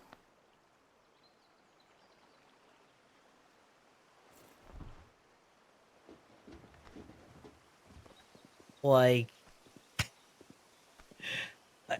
okay, so I know that I mentioned it before, but yeah, like there's this like blight that's spreading across the land that is sapping all the nutrients out of the soil and like Where's my son? turning it all ashy Lord gray. Cruz is currently garrisoned at the Strait of Author. Which, if it please you, I can send word requesting his immediate return. like, to the it's Holy so Coast. obvious that it has something to do essentially with the overtaxing and usage of magic crystals. So it just seems like kind of ridiculous that they're like, oh yes, our plan is, as the blight approaches, we'll just conquer everything south of us on an island. Like, I don't know, it just feels like such a waste of time and energy and resources. And like ridiculously short-sighted. That the mother crystals are the reason Oh, the here we go. world is dying. Are you mad? I have been called that on occasion, but no, not today. We've all seen it firsthand. Empty wastes where once were green meadows. Land drained so dry of its ether, not even the rats remained. But where was it all going? I spent Yeah, years searching I for an mean, answer until I saw it standing right in front of me. There, in the self-same crystals we look to for their so-called blessing.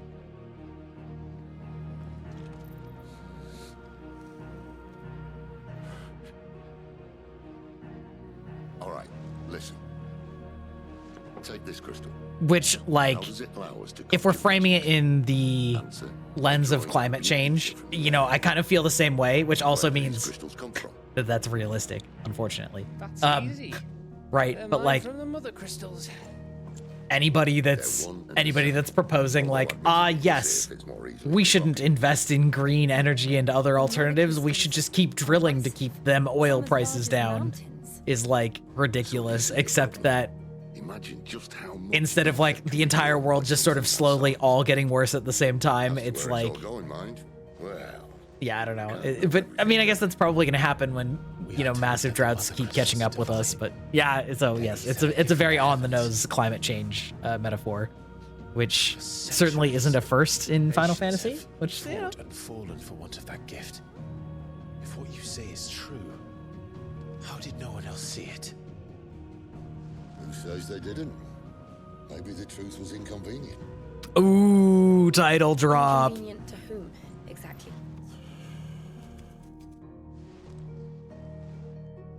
The higher-ups? The gods themselves?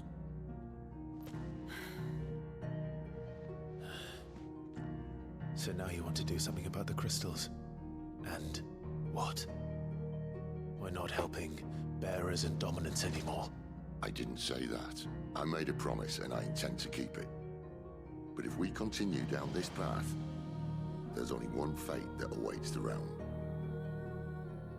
So this is like sort of also touching on what I was talking about.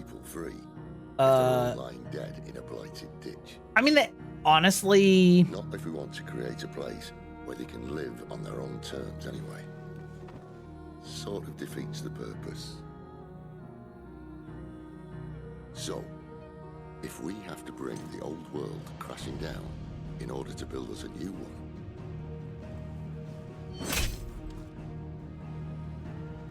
what say you? Are you with me?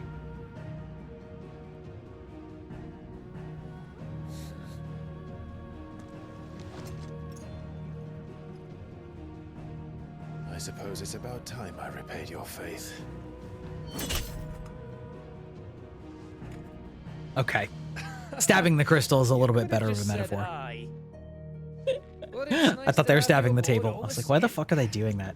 Anyway, I mean, so first I'll talk about this game and then I'll talk about the Final Fantasy VII thing.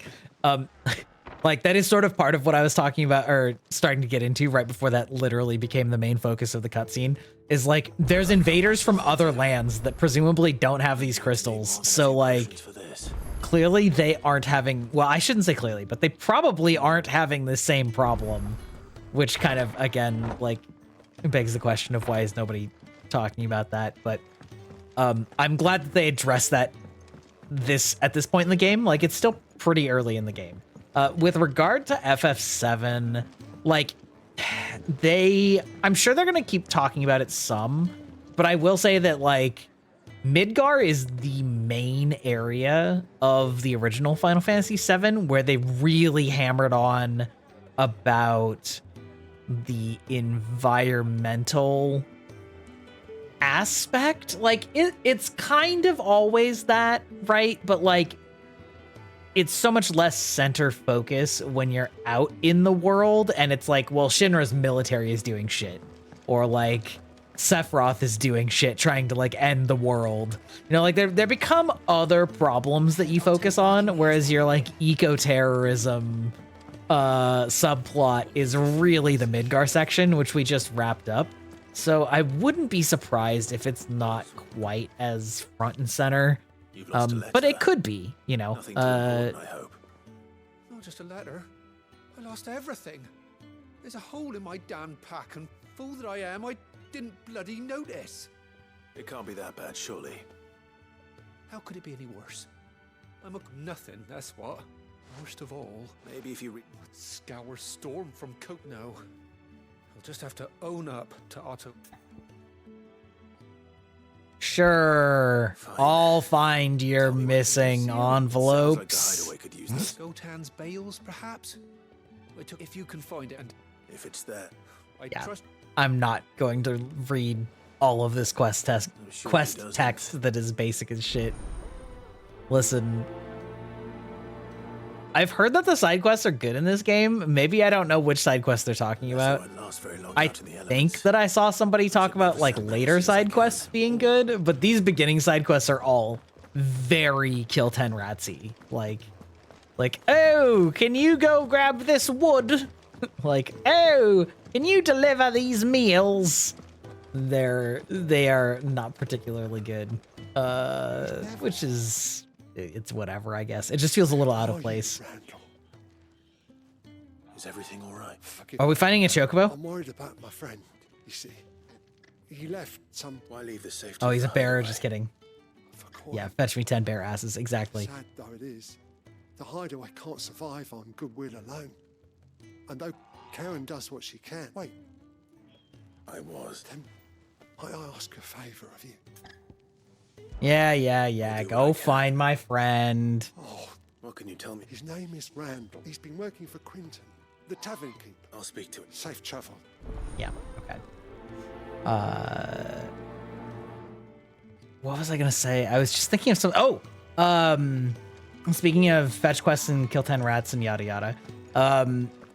The Baldur's Gate 3 has its release date in like a month and change, maybe 2 months, sometime in August, which I'm actually very excited for and probably will play on stream. It's a good long RPG. Why is Q a bearer? I feel like this is a Star Trek joke, and I need to think about it for a second.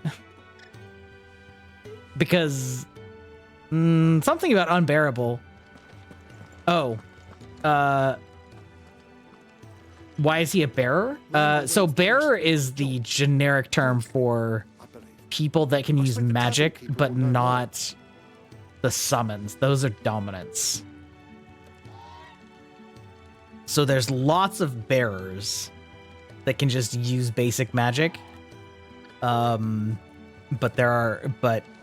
the Empire that has sort of taken hold, not only treats them as, slaves, but also brands their faces, which is not something that your family used to do. So yeah, he's just so sort of part of this whole hideout thing is that it's a refuge for bearers who are all slaves in the Empire. Yeah. Anyway. Oh yeah, speaking of world map, you can see the crystals on it, which is pretty dope. Oh boy, that's sure a terrifying hole. It's probably where Leviathan lives.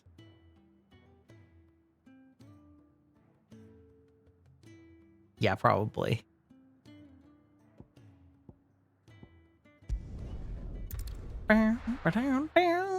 Yeah, it's good. It's a good map.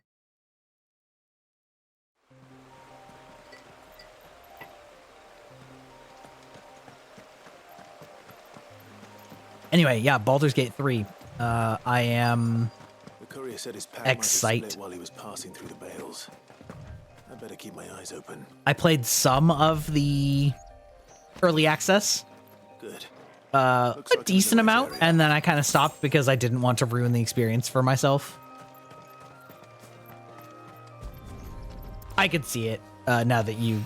I thought you were just making a Star Trek joke about how, like, he was unbearable or something like that, so I just assumed that was... I just assumed that's where that was going. Whoop, sir. I doubt he could have fit much more in his pack. Still no sign of Sid's letter, though. We've come this far. Is this another quest? A little overdressed to be picking grapes, aren't you? I'm looking for a letter someone dropped near. Ah. Well, if... Just kidding. I did pass it. No idea. Which way did it go? To the village. Towards the other quest marker. But yeah, I have some complaints about Divinity Original Sin 1 and 2, but it still is a well-realized fantasy world. And so meshing that with D&D is pretty exciting to me. Not the least of which because I think that D&D is just a more fun combat system than the way that they do armor and resistances in Divinity Original Sin. And also the level progression, just in general. And so... Did Master Quentin summon I'm pretty excited for it. That was my proof. This is exaggerating a bit. That character all didn't salted and smoked. Well, so this is sort of what I was talking about, though, where I've been here before, and so I sort of did the quest line, and basically all of the people here sort of, like, recognize that I, you know, am respectable, I guess, slash, like, all the people that are important, but... yeah, I don't know. I'll have to watch their review on it. If I'm being perfectly honest, I feel like Stephanie Sterling is pathologically incapable of being happy. That like everything is the absolute worst ever and an insufferable like everything. So I don't know. It's just she's so hyperbolic and has been for so long about so many things that I have a hard time taking it that seriously a lot of the time. Ah, if it isn't Sid's young protege. I'm looking for a bearer called Randall. I hear he's been coming to you for work. He was expected back at the hideaway some time ago. A friend of his asked me to check on him. Now, see, I'm actually going to listen to this one because this character's important and I feel like it might be interesting. The porter. Yes, I know him. And I can't say I'm surprised if he has been delayed. I gave him enough to do.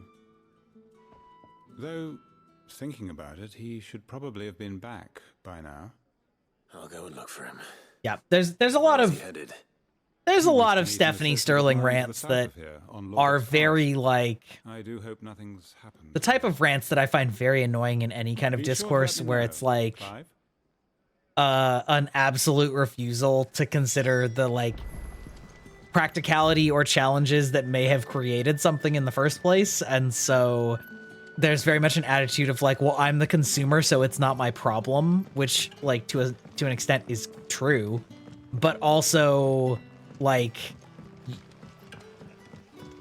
certain things just can't work a certain way, or like the reasons for them are non-starters, and just sort of like an attitude of like, well, it's somebody else's problem, so I'm just gonna complain about everything is like, okay, well, you're gonna end up very frustrated about that, and also like it may just end up with you more unhappy with what the other result is once that happens, right? But you know, whatever. It's most rants. I mean, fair. Fair. Yeah. I mean, that's a lot of internet discourse in general these days, right? Is a complete and utter lack of nuance. I was actually talking to the missus the other day at lunch about the whole Kick versus Twitch versus YouTube thing, and like how I'm just so fucking tired of hearing about it. Yeah, that's true. You all right? That's true. I do think it's overrated. Attacked. Beastmen on the road. Oh, kill a bunch of dudes. All right, it's fine. But like, I hate internet discourse so much these days, and like, Kick, Goblins. like the whole, my whole, like the short version of the whole rant is that it's complicated and there are no easy answers, right? So that's my point, which is not a great, clickbait article or tweet or whatever that a million people can like.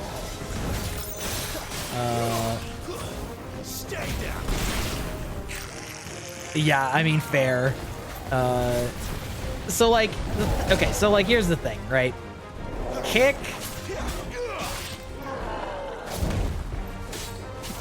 goes back to when Twitch banned Stake, right? Which is a gambling site that, to my understanding, is backed by crypto, which crypto is, well, criminally is perhaps the wrong term here, of course, but I was gonna say criminally under legislated, which is to say it's not regulated at all. And so, like, Stake was banned from Twitch, and I don't actually know exactly what was the straw that broke the camel's back that made that happen, but I know that was a thing. Oh, hello, Unorthofox! How's it going? Am I remembering correctly that your debut of your 2.0 is tomorrow, or was that today and I missed it? I think it's tomorrow though, right?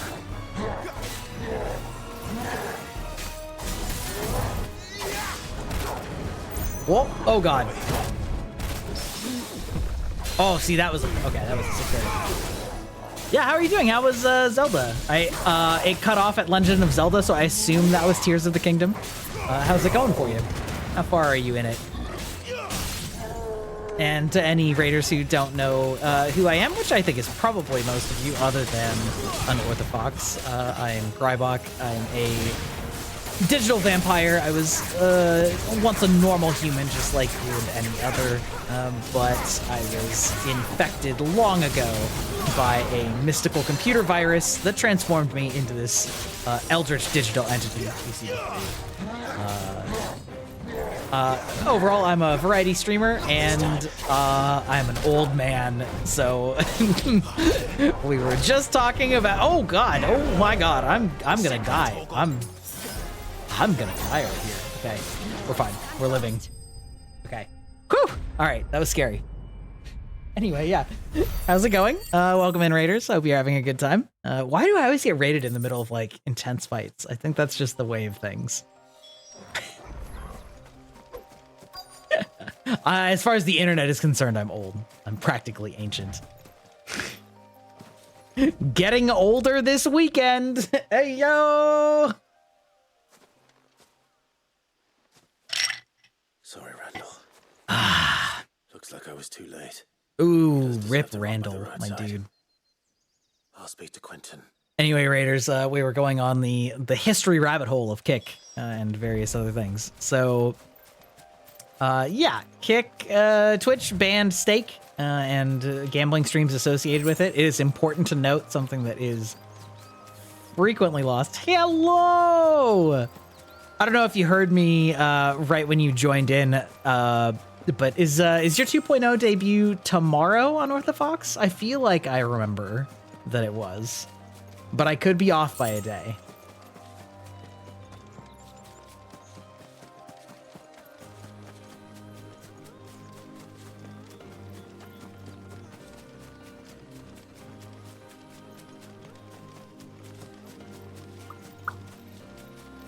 Mom.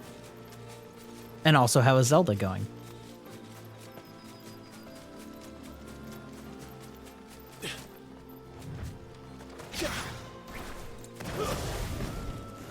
God, I wish that went farther. Also, I wish there was a toggle. It was today. Oh no, Nar. Gonna stream tomorrow. Okay, there you go.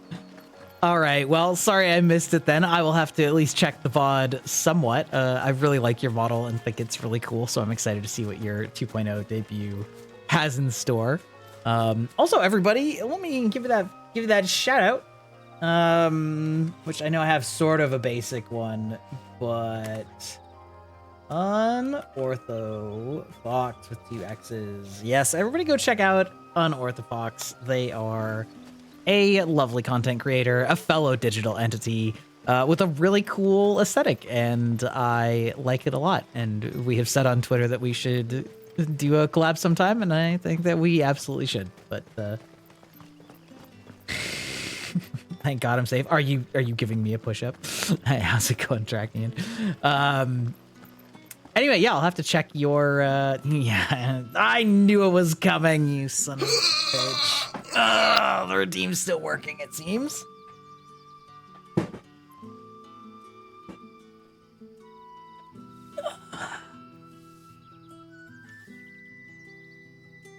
One, 2, 3, 4, 5.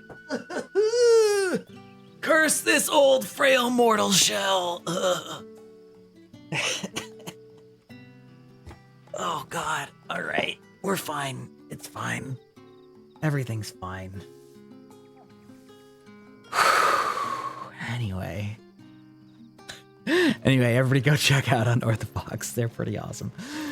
That it was cut very short because Windows 11 decided it wanted to run a basic NAR. Oh my God. Listen, I feel your pain. I've been having the weirdest PC issues with like memory leaks or things like that. And I have like at a certain point, I just reboot my computer before streaming now because it's just like that sort of solves it. But that's so unsatisfying. Oh, you did? Oh, thank God. Thank God. That's great. Glad to hear it. Because, yeah, that's... Even so, like, that's got to be so frustrating that that happened when you were trying to do, like a debut reveal. Like, that just... That sucks. I'm really sorry to hear that, so... Yeah, we can just, rebrand it, re-debut it. If you, I'll make sure to retweet it if you make an announcement that, whoopsies, it's actually happening tomorrow. We'll spread that word out there. So, I don't know. I don't remember if you're American or not, but, if you are, hopefully you have a lovely holiday weekend. And if you're not, well, you know. PC's going for the frenzied flame ending. USA, freedom. Yeah, exactly. I have a 4-day weekend and I'm planning to do pretty much jack shit. Frenzied flame ending. God, frenzied flame, any % speed run. Let's go. Just burn it all down. That's a good way to put it. What is VTubing, really? Also, I feel like talking shop a little bit, I feel like I've had some major issues that have popped up with my voice mod and or Steam Deck or Stream Deck, like just because I updated them, which is wild. Oh, you're getting a raise? Fuck yeah, let's go. Sick. Glad to hear it. Oh. What the hell was that? What? Something roll? Excuse you? Wait. Wait, hold on. What is... It's probably just a crafting item. Attach a slip of parchment upon which has been hastily scrawled several bars. Oh, okay. It's music for our music player back at the hideout. All right, that makes sense. It's like, what the hell is just happening about there? Let's go. Yes, indeed. We are both digital entities of a sort. I don't know exactly what your sort of like origin lore is per se. But I really like the glitchy aesthetic. I think that that's super cool, and kind of wish I thought of something like that for my model, but I do not have anything like that in the works. Oh yeah, for sure. We be here to hang out. Absolutely. Ah, there you are. And I can't help but notice you're alone. This is like, okay, so Damn it. this is just like a general channel thing. Is that Southgate. Thank you. Thank you. I'm glad that people like it. I didn't really know how people would feel about it per se, but everybody's really gotten like inspired slash really the artists, I should say, get inspired, and you know, people seem to like it. So I'm really glad that people are liking it, because the fact that he didn't shy away yeah, from anyway, I'm very new to this whole content creation thing, but with regard to like other VTubers and things, I know that a lot of channels have a like don't discuss other streamers thing, and I get why they have those rules, right? Because like nobody wants to have their stream just get derailed and turned into like a, you know, oh well, like Gura did this or like whatever, right? Insert any like big VTuber or whatever. And obviously nobody wants to be like having people come in and say like, hey everybody, come check out my stream like right now, you know, like poaching viewers or whatever.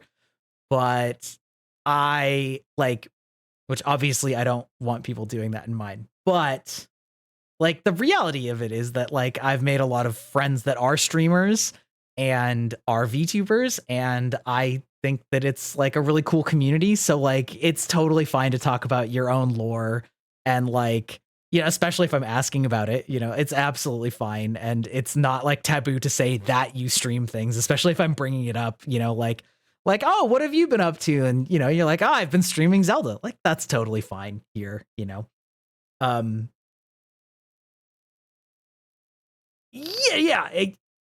I mean, that exactly. That makes, yeah, that's kind of how I am too, right? It's like, it's like, as long as it makes sense to the conversation that's happening, it's like, it's cool. You know, I don't mind it. And, you know, so we're talking about it. Makes perfect sense. Expose Fox right now. Exactly. The bad manners. No.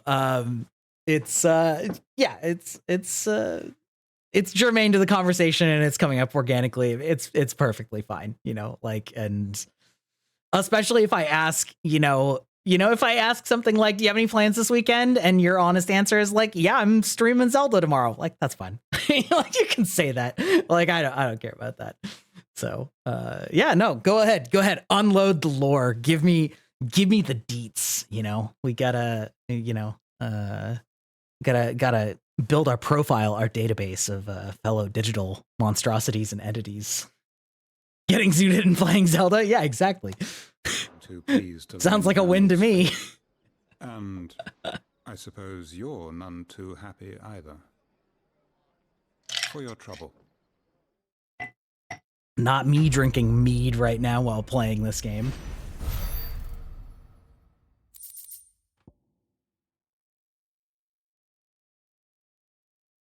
Oh yeah, there we go. You pasted it while I was talking. All right, here's my lore. Originating from another dimension, a North Fox was once malware. Ooh, we could be like frenemies. Designed to wreak havoc on computers, but in a strange twist of fate, she was exposed to eldritch radiation and gained corporeal form. However, instead of corrupting computers, she corrupted reality around her. She escaped the dystopian world she was created in and crashed into our own world. Soon she discovered that she was corrupting reality and made it difficult for her to physically interact with others. Yeah, no, cool. Love it. The sick lore. Dude, I had never had mead until a couple of years ago when I went to a Renaissance fair, which was my first Ren fair, sort of towards the end of when, like, you know, after COVID lockdowns were sort of lifting. But I'd never been to a Renaissance fair, even though it's very on brand for me to have done that. I just sort of never found the excuse. and I had a lot of fun, and there was a lot of locally made mead there. And so I tried it for the first time, and I really liked it. And so I've been really excited that there's been a lot of mead and a lot of hard cider, both locally and sort of nationally happening a lot more right now. And it's just as a side note, my regular viewers know this, but I'm a diabetic, databetic, if you will. And so certain types of drinks can have a lot of sugar in them. And so things like hard ciders are like kind of like the happy median between a like fruity drink and like a beer. Diabetic, let's go. Especially that gender bend version of me. That's the real diabetic. Actually, I've never actually seen somebody make that joke. That's a good one. But so I really like hard cider, and I'm especially liking that in the past couple of years, they've realized that they don't all have to be Angry Orchard and drop a actual shitload of sugar into it to make it taste good. And so a lot of hard ciders are cheaper. The what? I just said a whole lot of words all of a sudden. Juan, BJ or B Juan Kinos. That's how do you want to go? Oh yeah, the zero carb cider. Yeah, made from like lemon rinds. Anyway, meads and ciders. We're getting a lot of them around here because I live in Washington State, and so we have a lot of apples around here and a decent number of like farms. And I completely forgot the word for like beehive places or whatever. Yeah, have you visited? Did you come here for travel, or did you just or were you here for perhaps PAX is a reason that some people come? Yeah, you have family out here. Okay. Yeah, I mean, I love it. It's one of those things where here we go. Gotta pet the doggo. I've always lived here, and it's like I kind of love everything about it here, and don't ever really want to leave. So, and the cornhell that is the Midwest. I haven't spent too much time in the Midwest. Appropriately, I have mostly just flown through and over it.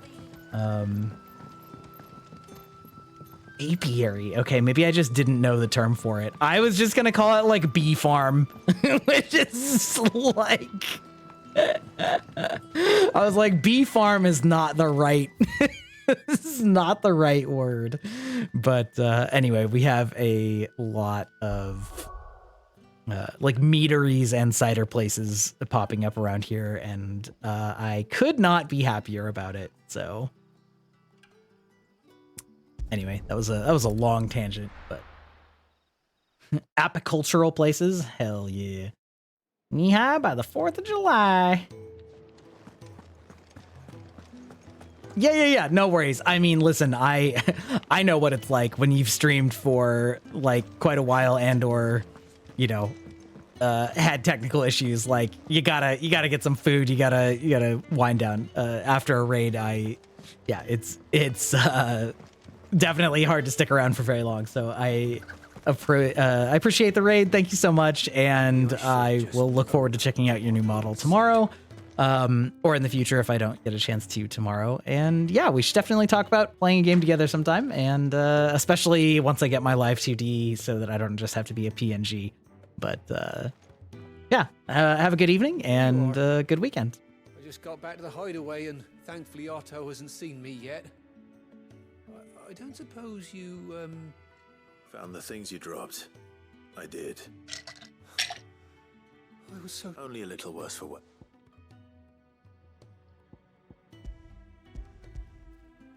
This screen is so weird. Every time you finish one of these fetch quests, it makes you select the items that you're giving them, but the only items that are there are the items that are for the quest. So it's like, why do they want me to click these? Supplies is one thing, but if Sid had found out about that letter... Is it about Cursebreaker business? Oh, this guy like probably removed the mark from his face by like burning it or scraping it off. So that's why he's got a big scar there. Never mentioned a daughter. I wasn't paying that close of attention before. It's a nice detail. And thanks to you, he won't be wasting his time smiting careless couriers with levin boats. So I'd say you did us both a service. Here, for your troubles. If there's anything you're wanting from Sid, today's the day. He'll be sweet as honey once he gets his hands on this. Is it like booze?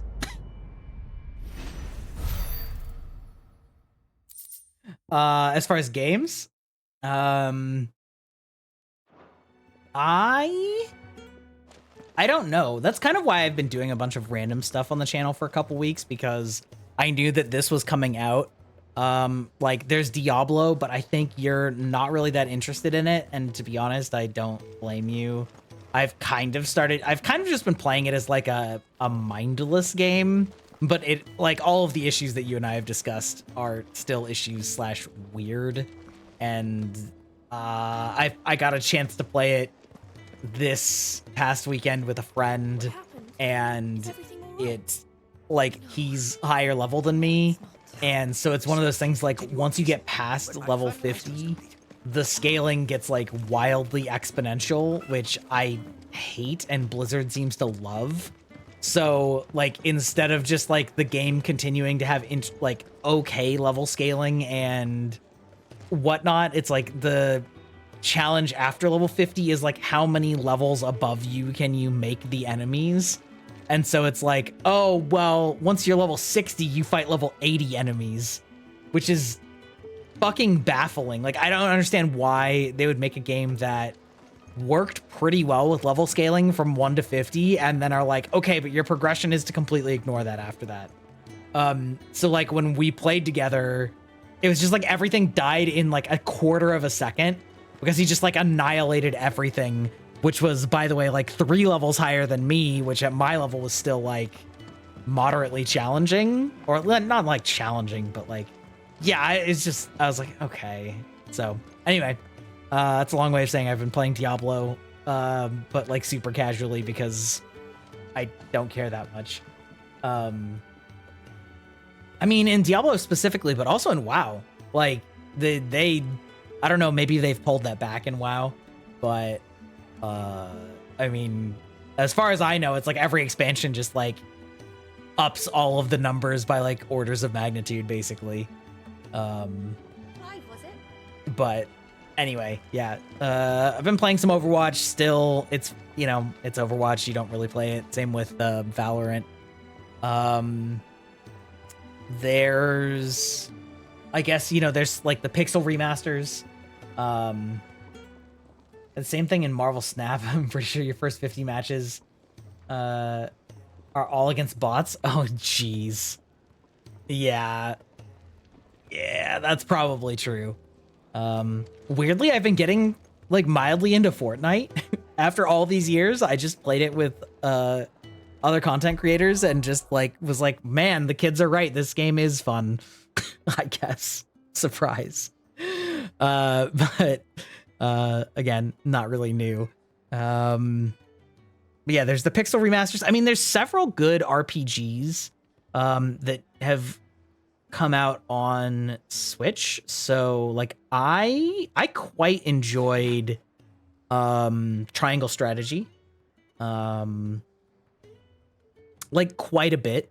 I think that's a very good game.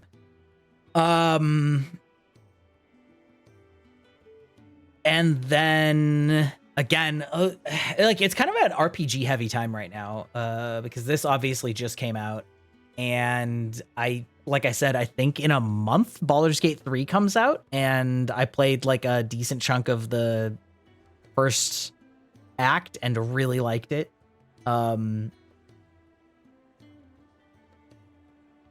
Yeah, exactly. And again, it's one of the actually good free-to-play games. Like, the monetization is totally reasonable, and they've jumped the shark so hard that it's, like, looped back around to becoming, like, its own thing. right? Like you fucking have fights with Eren from Attack on Titan and Goku, and then like the alien from the 1980s Alien movie, and then also just regular dudes, and then also there's like people using Transformers plasma guns. Like it's absolutely insane and hilarious. And it's actually really pretty, like, because it goes for a super colorful aesthetic that is very vibrant and cartoony, which is, you know, it's cool. It's kind of a timeless aesthetic. But probably just watch Baldur's Gate 3. I mean, fair. The example that I like to give for people that don't know anything about it, and especially people that haven't played any of the Larian games either, is that pretty early in Baldur's Gate 3, there's a part where you find a camp, like a semi-permanent camp, like people clearly live there. And it's like populated by / run by a circle of druids and various people that, you know, are part of that camp. And recently they've taken in a whole bunch of refugees that are tieflings, and tieflings are people whose bloodlines have been sort of tainted by the by like demonic blood in some way. Every edition changes how tieflings originate sort of a little bit. It's kind of irrelevant. Anyway, the point is they look kind of like devil people / very much like devil people, depending. And so you sort of come upon this camp, and they're right in the middle of this dispute where the leadership of the druids wants to basically kick out the tieflings because they are sort of superstitiously blaming them as the harbingers of all these other bad things that have been happening. And like on my first playthrough, because I did it like when the very first early access came out, and then I played it again like many months later when they had added a whole bunch of more classes, and I just started over. On my first playthrough, I like went to go talk to the leader of the druids, and she basically like got mad at this kid and was trying to punish her. And through a series of like me failing certain checks and not finding certain things and the choices that I made, I basically came to a head where it was like, this bitch was going to execute this little girl. And I basically was like, I guess we got to let that fly or no. And since I had like chosen and not found and failed various things when I said no, basically she's like, you know, well, fuck you, then we're gonna fight. And since I started fighting the leader, basically all of the druids in the camp turned aggro on me, and we had this massive fight, and like I killed all of them, which was like sure an end to that quest line, but also like felt organic in that, you know, it's like I'm standing up for my ideals and whatnot. The second time I played it, I found an entire like hidden cavern that gave me access to secret rooms behind the druids, and found out that there was this like vast political like machinations that had been happening amongst the druid camp, and that this crazy like leader lady had like usurped it from the previous leader. And I like collected all this evidence and basically like brought her to justice, and found like all this stuff that I never even found the first time. This is Baldur's Gate. Yeah. So like my experience in this like first quest in Baldur's Gate, like first main quest in Baldur's Gate, was like so different between two different playthroughs based on like where I went, what I saw, what skill checks I failed, and like what choices that I made, that I'm really excited to play it, because like it was a very different experience, and like both of them felt reasonably organic in like how they came about, which I think is really cool. So I'm really hoping that they can like maintain that level of choice. And then there's like a whole bunch of different kinds of choices you could make in like the next area. So it's sort of everything that I love about, say, Dishonored, where there's a lot of approaches to a problem, but then also coupled with games that have like moral dilemmas, where it's like not only are you approaching it differently based on what abilities and like style of play you have, but that also just like gives you very different resolutions to various problems depending on like what you do and what you value and what you find and etc. So anyway, I'm very excited for it. Is the short answer. I'm really excited for Baldur's Gate 3, and yeah, that's like a month or two out. So but other than that, there haven't been any like big games that have been new other than this that I know about. There's the sort of like a spiritual successor to Jump King / Getting Over It that has gone wild and viral in the indie space, which is I've actually forgotten the name, but it's like Only Up or Always Up or something like that. Oh, Zelda, listen, you gotta come out here swinging with the Zelda. Yeah, no, it's that is fair, BJ. But I did know that Opt had played that and such. Watching a couple big streamers speedrun. Oh yeah. I'm sure it does have insane glitches. But yeah, anyway. Yeah. So Zelda, but you already know that / played it.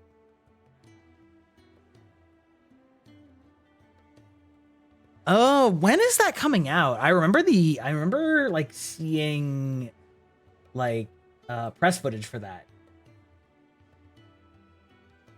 Give me a sec. Let me pull up my internet window.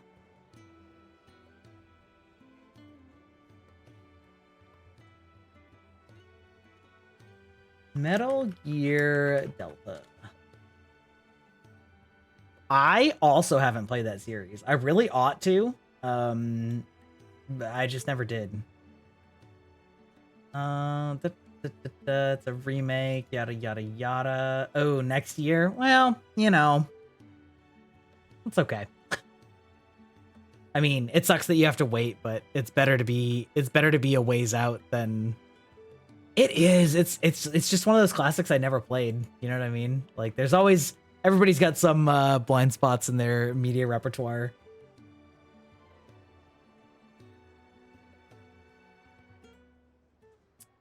I was a PlayStation kid, not an Xbox kid, but I honestly couldn't tell you why I never played it. I just never got around to it. Hyperlight Breakers. That sounds like Hyperlight Drifter. Is it by the same studio or is it just a similar name? It is? Ooh. Then I'm excited just sort of immediately without knowing anything because I really liked Hyperlight Drifter. So what God's Hell yeah. forsaken corner of the realm is Sid dragging you off to this time? Oriflamme. The Holy Capital. And what business would you lot have in... On second thoughts, I don't want to know. Okay. Speaking of great indie games, I also really want Silk Song, but the meme on that is that it's never going to release, so, you know. Oh, these are so cool.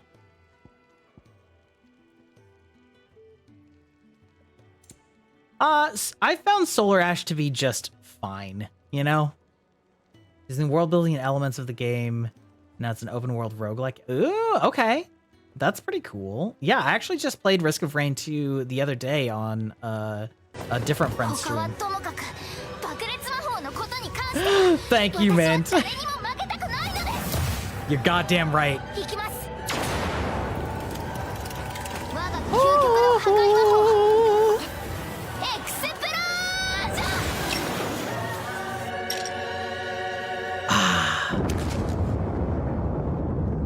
Thank you, Mint. Keeping it real. leading south of San Thank you for joining the database and becoming my newest kilobyte BJ. Do you want to go by BJ or Juan or Kinos or Just go and see what would you prefer I call you? All right.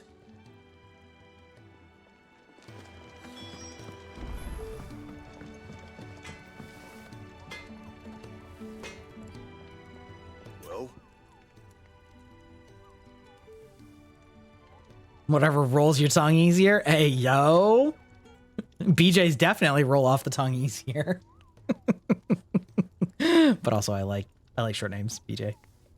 Easy. We're doing good. We've been talking about new games to play and doing some big story beats in this game.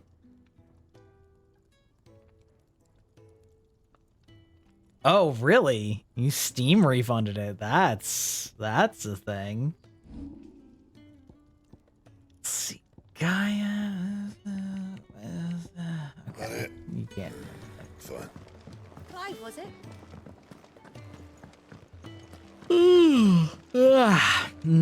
The yawn.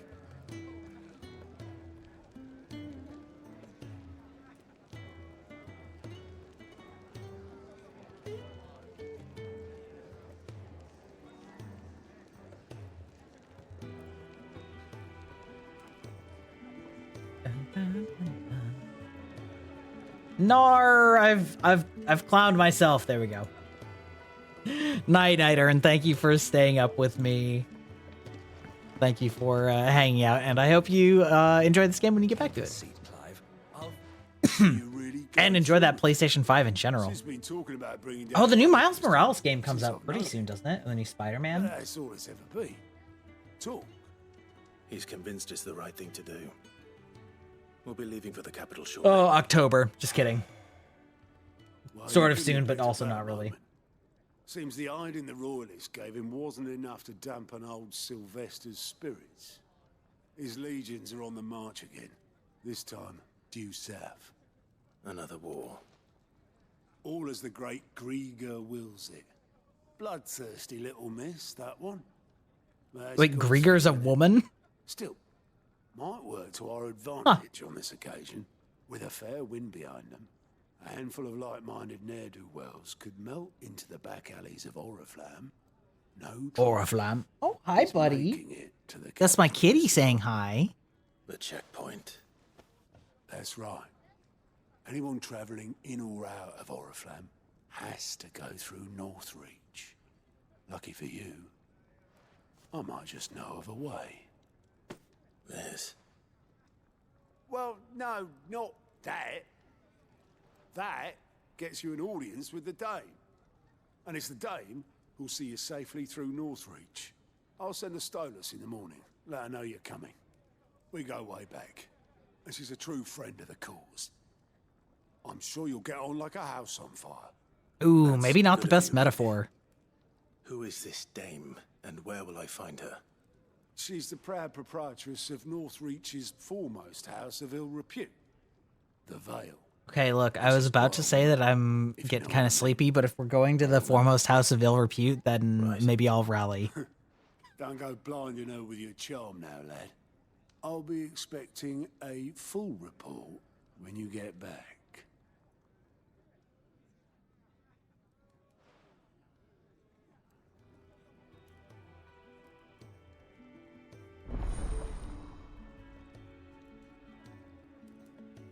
Meow. Yeah, you know you're not allowed. Why is this guy giving us the stink eye?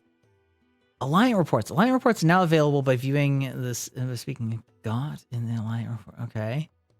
How about the Curse Breakers contain information on quests currently available across Valisthea? What?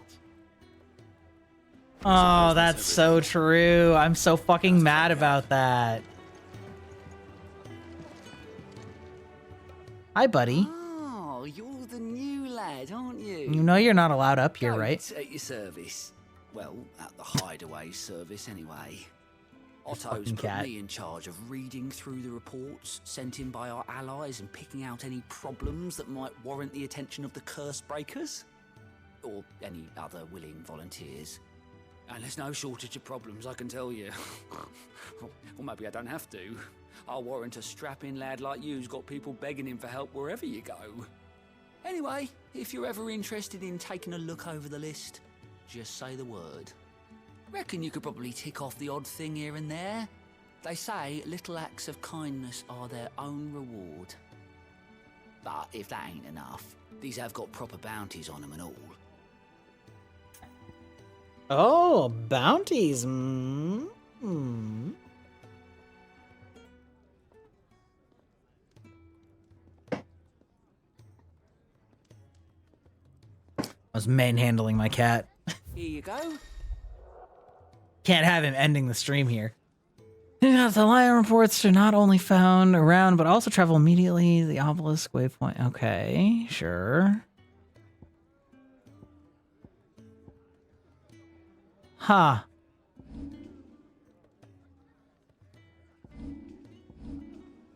Huh. Always something in there. Okay, well, despite Mint coming in and having an explosive greeting, I actually am getting a little tired. It's been a long week of physical labor with power washing and getting sunburns and a new insulin pump, so I think I probably am gonna call it here tonight. Yeah, I think I'm gonna give it a call. Maybe I'll play some Valo with you off stream though, Mint, if you want to do that. But anyway, thank you everybody for joining me tonight. And I don't know exactly when I'll be back with this. I know I need sleep, but will I take it? We'll see. Probably will not be back on Monday just because it's the weekend. Like I'm taking a long weekend. But yeah, I'll certainly be back next. I will certainly be back next Wednesday and probably Friday as well. And continue playing. So I am pretty excited. And thank you to the new members.